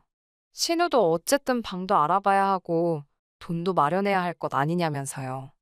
만약 남편이 그러지 말고 그냥 참고 살자거나 우리가 챙겨주면 된다 소리를 했으면 정말 속된 말로 머리 뚜껑이 열렸을 겁니다. 하지만 다행히 남편은 저와의 약속을 존중해 주었고 그렇기에 저도 화를 한 번은 억누를 수 있었네요. 그렇게 다음 날 평소처럼 회사에 출근해서 일을 하는데 어머님께 전화가 걸려왔습니다. 순간 어제 일 때문에 전화를 하셨구나 싶어서 사무실 밖으로 나가 전화를 받았지요. 아니나 다를까 어머님께서는 신우가 쫓겨나게 생겼다며 울고짜고 난리라는데 이게 무슨 소리냐고 호통을 치셨습니다. 얼마나 고함을 치시던지 지나가던 사람이 다 들을 만큼 큰 소리였지요. 저는 무슨 일이 있었는지 이야기는 들으셨냐고 하니까 다 들었답니다. 제가 먹는 걸로 하도 눈치를 줘서 신우가 저희랑 식사를 하면 체할 것 같았다네요. 그래서 자기 딴에는 제 눈치를 본답시고 방에서 식사를 해결한 거라며. 그런데 그걸 빌미로 제가 자기를 쫓아내려 한다고 어머님께 서럽다고 울고불고 난리를 쳤다더군요. 황당하고 어이가 없었습니다. 앞뒤 다 잘라먹고 지가 하고 싶은 이야기에 허무맹랑한 살을 붙였더라고요. 어머님께 아드님 그러니까 남편하고는 이야기를 해보셨냐고 물었습니다. 그러자 다 하셨답니다. 그러면서 당신 뱃속으로 낳은 자식이고 신우랑 피를 나눈 형제인데 제 편들게 생겼냐입니다. 그러면서 저더러 툭하면 지 남편 뒤에 숨어서 남편을 조종하려 든다며 아주 못돼 먹은 버르장머리라네요. 어처구니가 없었지요. 신우가 거짓말한 것도 화가 나는데 팔은 안으로 굽는다더니 남편에 대한 실망감이 너무 컸습니다. 저는 어머님께 도대체 뭘 어떻게 아시는지 모르겠지만 제가 남편이랑 다시 이야기해볼 거고 신우는 내보내겠다고 말했네요. 그리고는 전화를 끊어버렸어요. 끓어오르는 화를 주체할 수가 없어서 회사에는 반차를 내고 먼저 집으로 들어왔습니다. 그런데 집에 들어왔다가 기겁을 했네요. 아무 생각 없이 현관문을 열었더니 집안에서 그 대낮에 술판이 벌어지고 있더라고요. 집들이 할 때 쓰려고 사놓은 큰 상까지 꺼내어 술상을 차렸더라니까요. 게다가 도대체 몇 시부터 마신 건지 벌써 5명 중 둘은 잔뜩 취해 있고 집안에서는 술 냄새가 진동을 했습니다. 무엇보다도 냉장고에 있던 저희 친정어머니가 저 먹으라고 챙겨주신 반찬까지 다 밖에 나와 있는데 그런데 신우가 저를 보더니 한다는 말이 왜 벌써 왔냐며 눈치 없게 거기 서 있지 말고 안방으로 비키라대요. 황당함을 넘어 화가 나더군요. 저는 큰 비닐봉지를 하나 꺼내와서 상의에 나와 있는 술이며 그릇이며 전부 다 쓸어 담기 시작했습니다. 그러자 신우가 저더러 미쳤냐며 지금 뭐하는 짓이냐길래 너야 말로 지금 장난하냐고 이게 네 집이냐고 소리를 질렀습니다. 그러자 신우 친구들이 눈치를 살살 보면서 먼저 간다고 집을 나가더라고요. 신우는 저 때문에 완전 개망신을 당했다며 씩씩거리더니 또 어디다 전화를 걸더라고요. 보나마나 어머님이었지요. 곧이어 신우가 저더러 받아보라며 전화기를 들이밀었습니다. 어머님께서는 너는 눈칫밥 먹이는 걸로 부족해서 애가 친구들하고 어울리는 것도 그렇게 회방을 놔야겠냐면서 그게 네 집이냐입니다. 당신 아들 집이기도 하고 그렇게 치면 신우 집이기도 하다네요. 말 같지도 않은 무식한 어머님의 논리에 더는 대화가 불가능하겠더군요. 제 연락을 받고 허겁지겁 들어온 남편은 엉망이 된 집안을 보더니 깊은 한숨을 내쉬더군요. 그러더니 방에 짱 박혀 있던 신우를 불러냈습니다. 그리고는 냅다 제 앞에서 뺨을 때려버리더군요. 한 대 얻어맞은 신우도 눈이 동그래져서는 벌개진 볼만 부여잡고 있었어요. 그러더니 남편이 한다는 소리가 이 정도면 알아듣지 않았겠냐며 한 번만 품어달랍니다. 자기랑 결혼했으면 신우랑도 한 가족이니까 사랑으로 이해해달라나요? 앞으로도 무슨 일이 있으면 이렇게 자기가 혼쭐을 내주겠다고요. 그러니까 앞으로도 무슨 일이 있으면 이렇게 생쇼를 하겠다는 뜻이구나. 제 귀에는 그렇게 들렸습니다. 저는 남편한테 됐다고 신우가 당신한테 뺨 한 대 맞았다고 나한테 좋은 게 뭐가 있냐고 그랬습니다. 당신이 신우한테 때린다고 내 스트레스가 어디 날아가는 것도 아니지 않냐고요. 나는 아예 신우 꼴이 보기가 싫은 거니까 신우를 내보내든지 아니면 둘이 같이 나가라 했습니다. 안 그러면 나도 내 친정 식구들 여기로 다 불러서 같이 살자 하겠다고요. 제가 한다면 하는 성격인 걸 알아서인지 남편은 풀죽은 얼굴을 하면서도 결국은 알겠다며 방 밖으로 나가 신우에게 짐 싸라고 하더군요. 신우는 그제서야 오빠 여자에 환장한 거냐며 지금 저런 여자 때문에 동생인 자기를 내쫓냐고 발악을 하더군요. 역시나 뺨 한 대 얻어맞았다고 기죽을 지지배가 아닌 거 진작에 알고는 있었지만 결국 신우는 집에서 나가기로 했고 어머님께서는 난리가 났습니다. 윗사람이 돼서는 그 정도 참을성도 없어서 나중에 애 낳아서 어떻게 키우겠냐입니다. 저는 제 딸 신우처럼 안 키울 거라니까. 어머님이 지금 당신이 딸 잘못 키웠다는 소리가 하고 싶어서 그러는 거냐고 또 소리를 지르시고. 그런 어머님께 신우 행동이 개차반이라는 걸 알고는 계시다 보다고 받아치니 또 뭐라 뭐라 하시고. 이후로 지금까지 벌써 반년이 넘어가고 있습니다. 시부모님하고는 거의 연을 끊다시피 했어요. 가족 행사나 명절에는 남편 혼자 다녀왔고요. 어머님께서는 이 집의 요물, 그러니까 제가 들어와서 집안이 쑥대밭이 되었다고 하시고, 전 뭐 솔직히 편해요. 이혼해도 그만 안 해도 그만이다 싶고요. 사실 남편이 앞으로는 시댁과 저를 철저히 분리시키겠다고 했기에 한번 속는 셈 치고 지켜보는 중입니다. 아참, 신우는 어떻게 되었냐고요? 이후로 다시 고시원으로 갔었는데 거기서 또 너무 더럽게 쓴다고 민원이 들어와서 고시원에서 쫓겨났어요. 결국 시댁에서 대출받아서 어디 원룸 얻어준 것 같던데. 어휴, 그 원룸 주인이 누군지는 몰라도 벌써부터 불쌍해 죽겠네요. 집어를 개주겠어요? 거기도 모르긴 몰라도 개판이겠지요. 뭐, 하긴 뭐가 걱정이겠어요? 어머님이 쫓아가서 사랑으로 품어주고 이해해 주시면 되지요. 그쵸? 안녕하세요. 저는 이제 결혼 3년 차의 29살 여자입니다. 결혼을 남들보다 조금 일찍 했어요. 속도 위반으로 결혼을 하게 되었거든요. 그러게 이렇게나 후회할 거였으면 조심 좀 했어야지 하실 분들도 있겠지만 저는 그게 실수라고 생각하지도 않고 사랑스러운 우리 아이 보면 후회가 되지도 않습니다. 그만큼 행복했었거든요. 결혼 생활 중 남편과 저 사이에 사소한 다툼 따위 참 많았지만 그게 그렇게 저를 힘들게 하는 일은 없었습니다. 시부모님들은 했던 말 잘 안 지키고 공수표 남발하시는 게 조금 있기는 하지만 심성이 나쁜 분들은 아니라고 생각했었습니다.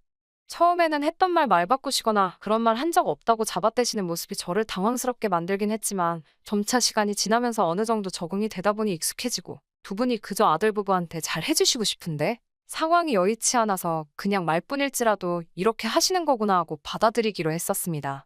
똑같은 손주가 태어나는데 그게 아들인지 딸인지 무슨 차이가 있나 싶지만 시부모님, 특히 아버님께서 뱃속에 있는 아이가 아들 손주라는 사실에 엄청나게 좋아하셨어요. 기분 낸다는 식으로 산후조리는 시부모님께서 책임져 주신다고 호언장담을 해줬기에 저도 그렇게 알고 있었습니다. 그때는 그게 그냥 지나가는 말로 하신 건 줄은 상상도 못했죠. 그런 것도 모르고 남들처럼 임신기간 중에 유명한 산후조리원들을 알아보고 있었습니다. 남편이 알아보면서 여기저기 보여주며 여기는 연예인 누가, 재벌가 누가 산후조리 한 곳이라며 2주에 2천만 원이 넘는 곳을 보여주기도 했어요. 이왕 내주신다는데 제일 비싼 곳에서 받으라고요. 조리원 인맥이 평생 간다는 이야기를 들어서 저도 당연히 욕심이 생기긴 했지만 인생에서 길어봐야 2주 정도 머무는 곳인데 그런 거금을 주고 지내야 하나? 남들 받는 평범한 곳에서 남들 내는 만큼 내고 지내는 게 과연 그렇게 큰 차이가 있겠나도 싶고 조리원 인맥이라는 게 진짜 있기는 한 건가 의구심도 들었어요. 무엇보다 아무리 제 돈 주고 머무는 게 아니라고 할지라도 무슨 유명한 해외 관광지 호텔보다도 비싼 비용을 내면서 하루 지내는 게 제 마음이 편할까 하는 생각을 하니 엄두가 나질 않더라고요. 그래서 최대한 이것저것 비교해보며 마음에 드는 합리적인 곳을 찾아 골라 예약을 했습니다. 시간이 지나서 아이가 태어났고 아이 태어나고 병원에서 3일 정도 있다가 곧바로 시어머니 카드 들고 가서 예약해둔 산후조리원에 가서 결제를 했어요. 전신 케어 같은 추가 서비스를 포함하고 조리원 측에서도 이것저것 할인해주기는 했는데 2주치를 일시불로 긁고 나니 300만 원 돈이 나오더라고요. 조금 부담스러운 액수기는 했지만 시부모님께서 기꺼이 아들 손주 위에 내주시겠다고 호언장담을 했으니 문제 없을 거라고 생각했어요. 그런데 그 액수를 확인하신 건지 바로 전화가 오더라고요. 엄청 당황하신 말투로 카드로 300만 원이 빠져나갔는데 이게 뭔 돈이냐고 아는 거 있냐고 하시더라고요. 어머님 딴에는 이게 무슨 사기 같은 거 당한 건가 생각이 드셨나 봐요. 그게 아니고요. 어머님 하고 어머님 진정부터 시켜드리고 지금 저희 예약해놓은 조리원 와 있다고. 어머님께서 신경 써주셔서 덕분에 정말 좋고 마음에 드는 곳으로 예약했다고. 정말 정말 너무나 감사하다고 몇 번 말씀드렸지요. 그런데 이게 조리원 결제대금이라는 걸 인지하자마자 어머님은 목소리부터 바뀌더니 저보고 정신머리가 있는 거냐고 하면서 욕을 하기 시작했습니다. 조리원 비용이 뭐가 그렇게 비싸냐고, 이게 무슨 돈이 이렇게나 나오냐며, 너 진짜로 조리원 온 거 맞냐고 다급한 말투로 계속 저를 다그치시더라고요. 어머님께 요즘 조리원 비용치고는 평범하게 나온 거라고 설명드리고 싶었는데 이미 그 말을 꺼내기도 전에 전화로 이게 뭔데 그렇게 비싸냐고, 요즘 애들 돈에 이렇게 개념이 없어서 쓰겠냐고 성질을 부리시더라고요. 자기 때는 산후조리 같은 건 있지도 않았던 건데 이제 처음 시작하는 신혼부부가 벌써부터 이렇게 사치를 부리면 앞으로가 안 봐도 뻔하다고 하시면서 혼자서 중얼중얼 하시더라고요. 해주신다고 해서 한 거고 부담드리지 않기 위해서 더 비싼 곳들 포기하고 최대한 저렴하고 좋은 곳 발품 팔아가며 찾아서 한 건데 그런데도 이렇게 욕을 먹고 있으니 살짝 어이도 없고 할 말도 없었습니다. 평소에도 뭐 해주시겠다 공수표 남발하셨는데 이번에는 다른 것도 아니고 아이가 태어나는 거니 설마 이번에도 거짓말 하시겠어? 하는 생각을 했었거든요. 뭐 달리 드릴 말도 없고 해서 그냥 가만히 조용하게 있었더니 어머님이 얼른 환불받고 자기 집으로 오라고 하셨습니다. 산후조리 그거 반값에 본인이 해주신다고 돈 그런 데다 버리지 말고 자기한테 그 밥만 줘도 조리원 뺨치게 도와주겠다고 하시더라고요. 아니, 산후조리비 본인이 해주신다고 했으면서 본인이 해줄 테니 돈을 내놓으라는 건 또 무슨 소리며. 그리고 솔직히 아무리 정말 정성을 다해 저를 돌봐주신다고 한들 산후조리를 세상 어느 며느리가 시댁에서 받고 싶겠어요? 어머님께는 이 조리원 예약한 지도 벌써 반년이 넘어가고 그렇게 저희가 단순 변심으로 환불 요청을 할 수도 없다고, 예약금 걸어놓은 것도 있고 공실라면 이쪽에도 손해기 때문에 깐깐하다고, 아무래도 환불은 안 될 것 같다고 말씀드렸지요. 그러니까 또 저랑 통화 중인 건 안중에도 없으신지 혼잣말로 계속 중얼거리시더라고요. 아무래도 며느리를 잘못 들인 것 같다는 둥, 아들 낳아준다고 칭찬해줬더니 기고만장해진 건가? 이러면서요. 제가 어머님한테 무슨 말씀을 하시는 거냐고 물었는데도 제 질문은 듣는 둥 마는 둥 계속 혼자서 이 상황 저 상황 말도 안 되는 상상을 해가면서 제가 마치 정신 빠진 며느리고 우리 아들은 여자복도 없다느니 하면서 저를 완전 이상한 사람으로 만들어 드라마를 쓰고 계시더라고요. 어이가 없어서 가만히 있는데 보호자로 따라 나온 친정엄마가 제가 전화통화하면서 표정이 굳어있는 걸 보니 옆에서 저를 쿡쿡 찌르시면서 무슨 일이냐고 계속 물어보시고 계셨어요. 그런데 통화가 계속되면서 언성이 높아지니 전화기 너머로 소리가 조금 새어나갔는지 친정엄마도 시어머니가 지금 전화기 너머로 조리원 비용이 너무 많다고 저를 나무라고 있는 상황을 다 알게 되셨습니다. 어머니가 통화하고 있는 제 전화기 뺏어가지고 사부인 내 딸 산후조리비는 내가 할 테니 환불을 받으라던지 정신 빠진 며느리라는 그런 말씀은 이제 그만하시죠 하고 말하셨어요.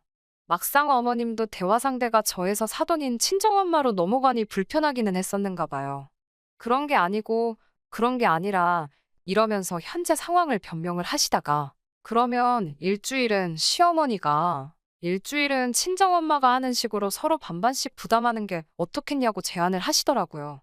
친정엄마는 씩씩대면서 전화를 끊어버리셨고 말이 안 통하네 안 통해 하면서 저한테서 시어머니 카드 뺏어가시고는 그 길로 창구로 가지고 가서 시어머니 카드로 결제된 금액 전액을 환불 요청을 하셨습니다. 그리고 나서 다시 친정엄마 카드를 가지고 전액 새로 결제를 하고 오셨어요. 친정엄마가 결제하러 가신 상황에 잠깐 혼자 있었는데 몸은 또 왜 이렇게 아프고 힘든 건가 갑자기 서러워져서 눈물이 나더라고요. 뭐 얼마나 큰 거 해주셨다고 제가 출산한 지 일주일도 안 돼서 시부모님께 이런 욕을 먹고 있어야 하는가 싶고 그 와중에 우리 친정엄마까지 휘말려서 스트레스 받아야만 하나 싶더라고요. 결제 마치고 오신 엄마가 울고 있는 저를 보고 들어와서 위로해 주셨는데 서러운 건 여전했어요. 퇴근하고 조리원으로 온 남편을 보니까 낮에 있던 일이 생각나서 열불이 나더라고요. 남편은 여기 예약한 지가 벌써 반년 가까이 되었는데 그때까지 얼마 정도 나가는지 미리 시부모님께 말 한마디 한 적 없었냐고요. 미리 얼마 정도 된다 말 한마디라도 해드렸으면 비싸면 비싸다, 더 싼 곳이 있는지 한번 찾아봐라 등등 생각해두신 예산에 맞춰서 의견 조율을 했었다면 오늘 일 같은 건 일어나지도 않을 일 아니냐고 따졌어요. 그리고 300만 원짜리 산후조리원을 가도 이 정도인데 남편 말대로 제가 연예인들이나 강남 사모님들 간다는 2주에 몇 천만 원 하는 곳으로 갔으면 아주 산후조리고 뭐고 피바람이 불었겠다고 차라리 그때 그런 곳에서 받으란 말을 하지나 말지. 왜 너까지 시부모님 마냥 공수표를 날렸냐고 한마디 했어요. 그리고 어머님은 대체 왜 그러신 거냐고 누가 해달란 것도 아니고 본인들께서 해주시겠다고 반년 동안 그렇게 생색을 냈으면서 결국 돈 때문에 친정엄마 앞에서 창피하게 이게 무슨 일이냐고요. 친정부모님이 시댁에서 제가 이런 푸대접 받고 지낸다는 거 알리고 싶어서 그런 거냐고요. 시댁 형편이 넉넉한 편이 아니라는 건 이미 알고 있었지만 노후 준비도 다 되어 있으시고 살고 계시는 곳도 대출 하나도 남아있지 않고 자가로 살고 계십니다. 사실 요즘 같은 세상에 그 정도면 중산층 아닌가요? 아버님 은퇴하시면서 가계 수입이 줄긴 했다지만 연금 받으며 생활하고 계시고 어머님도 일을 하고 계시니 생활비도 모자라지도 않아요. 그런데도 저희 결혼할 때부터 양가에서 지출해야 하는 비용 문제로 이런저런 말들이 많았었거든요. 결혼할 때 양가에서 지원금을 5천씩 똑같이 받았습니다. 남편보다 제가 모아놓은 돈이 훨씬 많아서 제가 7천을 가져왔고 남편이 3천을 가져왔어요. 결혼 비용에서 제가 훨씬 더 많은 돈을 지출하게 되었지만 크게 신경 쓰지 않았습니다. 왜냐하면 저는 출산 예정일 3개월 전부터 회사를 그만둘 계획이었고 아이가 어느 정도 자랄 때까지는 육아에 집중하려고 했었거든요. 그러면 남편 혼자 한동안 외벌이를 하게 될 테니 당장 제가 결혼할 때 더 많은 비용을 낸다고 하더라도 오히려 그러는 편이 더 균형이 맞는 게 아닌가 하는 생각을 했었거든요. 아무튼 그때도 사실 친정엄마께서는 그래도 자식 결혼하는 건데 사돈이 조금 짜신 것 같다며 실망하신 눈치였어요. 이제 새 출발하는 아이들의 결혼하고 얼마 안 있어서 아이도 태어날 텐데 대출 끼고 집 구하게 하는 건 아니지 않냐며 상황이 되면 좀 더 도와주실 수 있는 부분이 아니냐 하셨었거든요. 그리고 친정부모님이 여력이 되시는 만큼 돈을 더 해주시겠다고 했는데 저는 남편과 제가 모아둔 돈이 차이가 있다고 할지라도 결혼지원금에서 양가 부모님이 내주시는 부분은 차이가 있으면 아무리 제가 출산 후 육아에 집중하는 전업주부가 된다고 해도 남편이 기가 죽지는 않을까.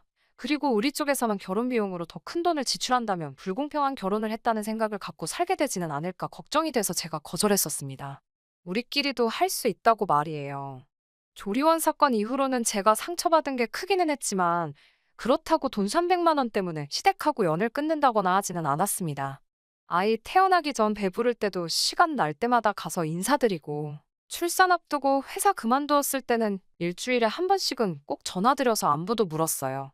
출산 후에도 마음 상하게 한 그 일 최대한 잊어버리려 노력하고 아이 때문에 자주 찾아뵙지는 않았지만 전화를 자주 드렸습니다. 그런데 코로나 터지고부터는 아무래도 찾아뵙는 일이 더 힘들어지더라고요.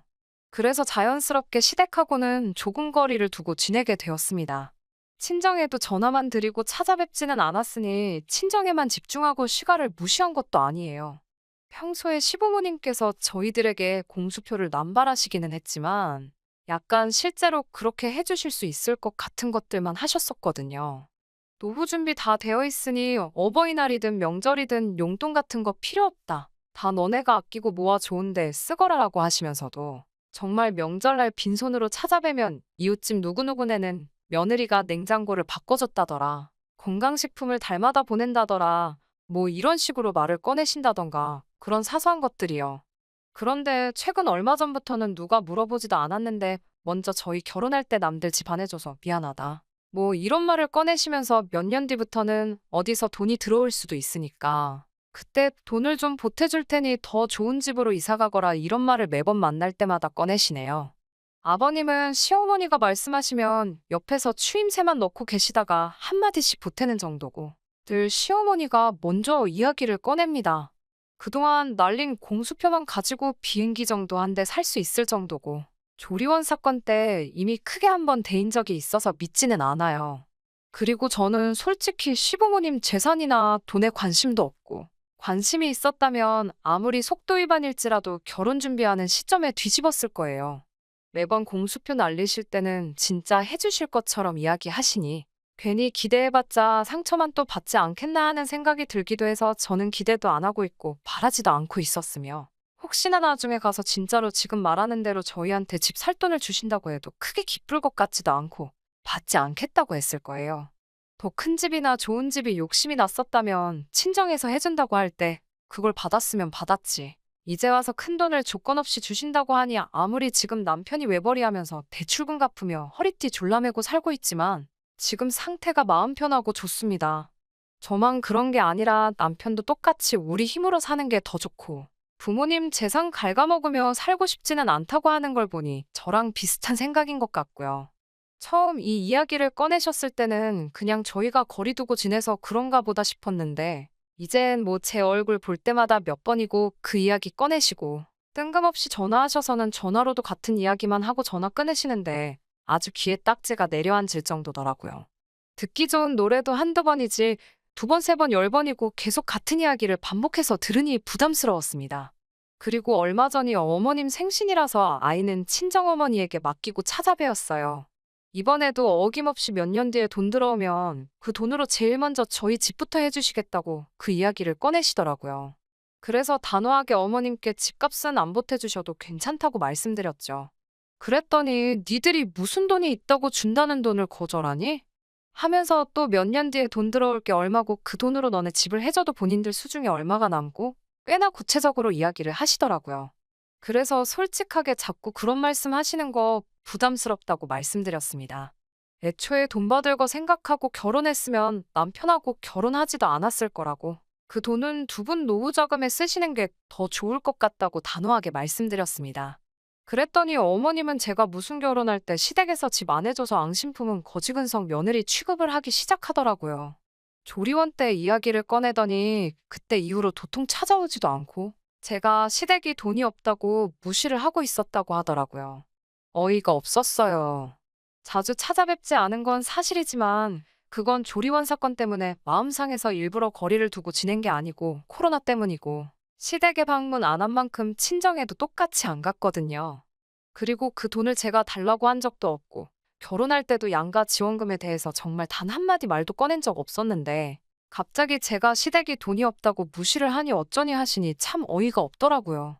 조리원 일은 일부일 뿐이고 결혼 전부터 여태까지 참아왔던 게 한 번에 다 터져나왔어요. 시어머니께 단도직입적으로 말했습니다. 그러면 어머님은 제가 받을 게 있어야만 시댁에 잘하는 속물이라 생각하시는 거냐? 여태껏 해주신 거 없어도 이렇게 잘하고 있는 저희를 왜 나쁜 사람 만드시는 거냐고 한마디 했죠. 그러니까 어머님이 이번에는 어느 집 며느리는 해외여행도 보내주고 뭘 해줬다더라, 이런다더라 저런다더라 저랑 비교질을 하면서 성질을 부리시더라고요. 아버님도 대놓고 내색은 안 하지만 어머님 말씀 거들면서 자기 아는 누구누구네는 차도 외제차 멋들어진 걸로 바꿔줬다더라. 또 추임새를 넣고 계셨고요. 없던 일 지원해서 저를 거지근성 가득한 며느리로 만드는 가운데 다른 집 며느리들이랑 비교까지 하고 있으니 더 참을 수가 없더라고요. 그래서 그냥 에라 모르겠다 하고 저도 속에 없는 이야기까지 꺼내서 터뜨려버렸습니다. 그 집 며느리들은 시댁에서 집 해줬는가 보죠. 저희도 그럼 집 지금 해주시라고. 그러면 저희가 차도 바꿔드리고 냉장고도 바꿔드리고 이것저것 다 해드린다고요. 그리고 지나간 이야기지만 그동안 조리원이며 기타 등등 공수표 날리신 것도 전부 다 해달라고요. 몇 년 뒤에 주실 거면 줄 수 있을 때 말씀하시라고. 어머님이야말로 진짜로 줄지 안 줄지도 모르는 걸 믿기 삼아 그동안 저희한테 효도 받으려는 속셈 아니냐고. 어차피 지금 당장 돈 나가는 거 없으니까 그때까지 저희 보고 알아서 잘 하라는 말씀이신가요? 그거야말로 진짜 속물인 거 아닌가요? 하고 한마디 했습니다. 그리고 원래는 받을 생각 없었는데 어차피 거지근성 며느리 된 김에 주신다고 한 건 받아야겠다고 몇 년 뒤에 그 돈 생기면 그때 연락하시라고 했어요. 어머님이 원하시는 대로 받은 만큼 효도하는 며느리 되겠다고요. 그 돈 주시기 전까지는 저희도 받은 게 없으니 효도는 못하겠고 다음에 또 찾아뵙는 건 그 돈 받고 나서가 되겠네요 하고 말하고 남편 데리고 나와 집으로 그냥 돌아왔습니다. 그리고 그 뒤로는 시부모님도 저한테 질린 건지 연락 한 번 없고요. 남편하고는 따로 연락을 하는지 모르겠지만 물어보면 자기한테도 그 어떤 연락도 하지 않으신다고 하네요. 남편은 중간에서 사실 아무 잘못도 없는데 새우등 터진 게 아닌가 하는 생각에 남편 보면 가끔 안쓰럽고 마음이 안 좋을 때도 있습니다. 저희는 사실 시부모님 연락을 기다리고 있어요. 뭐 안 주셔도 되고 바라지도 않아요. 그냥 저희 진심만 알아주시면 좋겠는데 계속 끝까지 자기들이 아무것도 못해줘서 저희가 효도를 안 한다는 자격지심 속에 살고 계신다면 저희도 억지로 기분 맞춰서 해드리는 효도를 해드릴 수 없고 그 효도 받으시는 시부모님 마음도 만족스럽지 않을 거란 생각에 두 분 생각이 바뀌기만을 기다리며 이렇게 계속 거리를 두고 지내게 되겠지요. 언젠가는 두 분이 저희의 진심을 알아주실 거라 믿으면서 이렇게 오늘도 시부모님의 연락을 기다리며 사연 줄이도록 하겠습니다. 끝까지 들어주셔서 감사합니다. 오늘의 사연은 여기까지입니다. 구독과 좋아요, 알람 설정 부탁드리고 더 좋은 사연으로 다시 찾아뵙겠습니다. 감사합니다.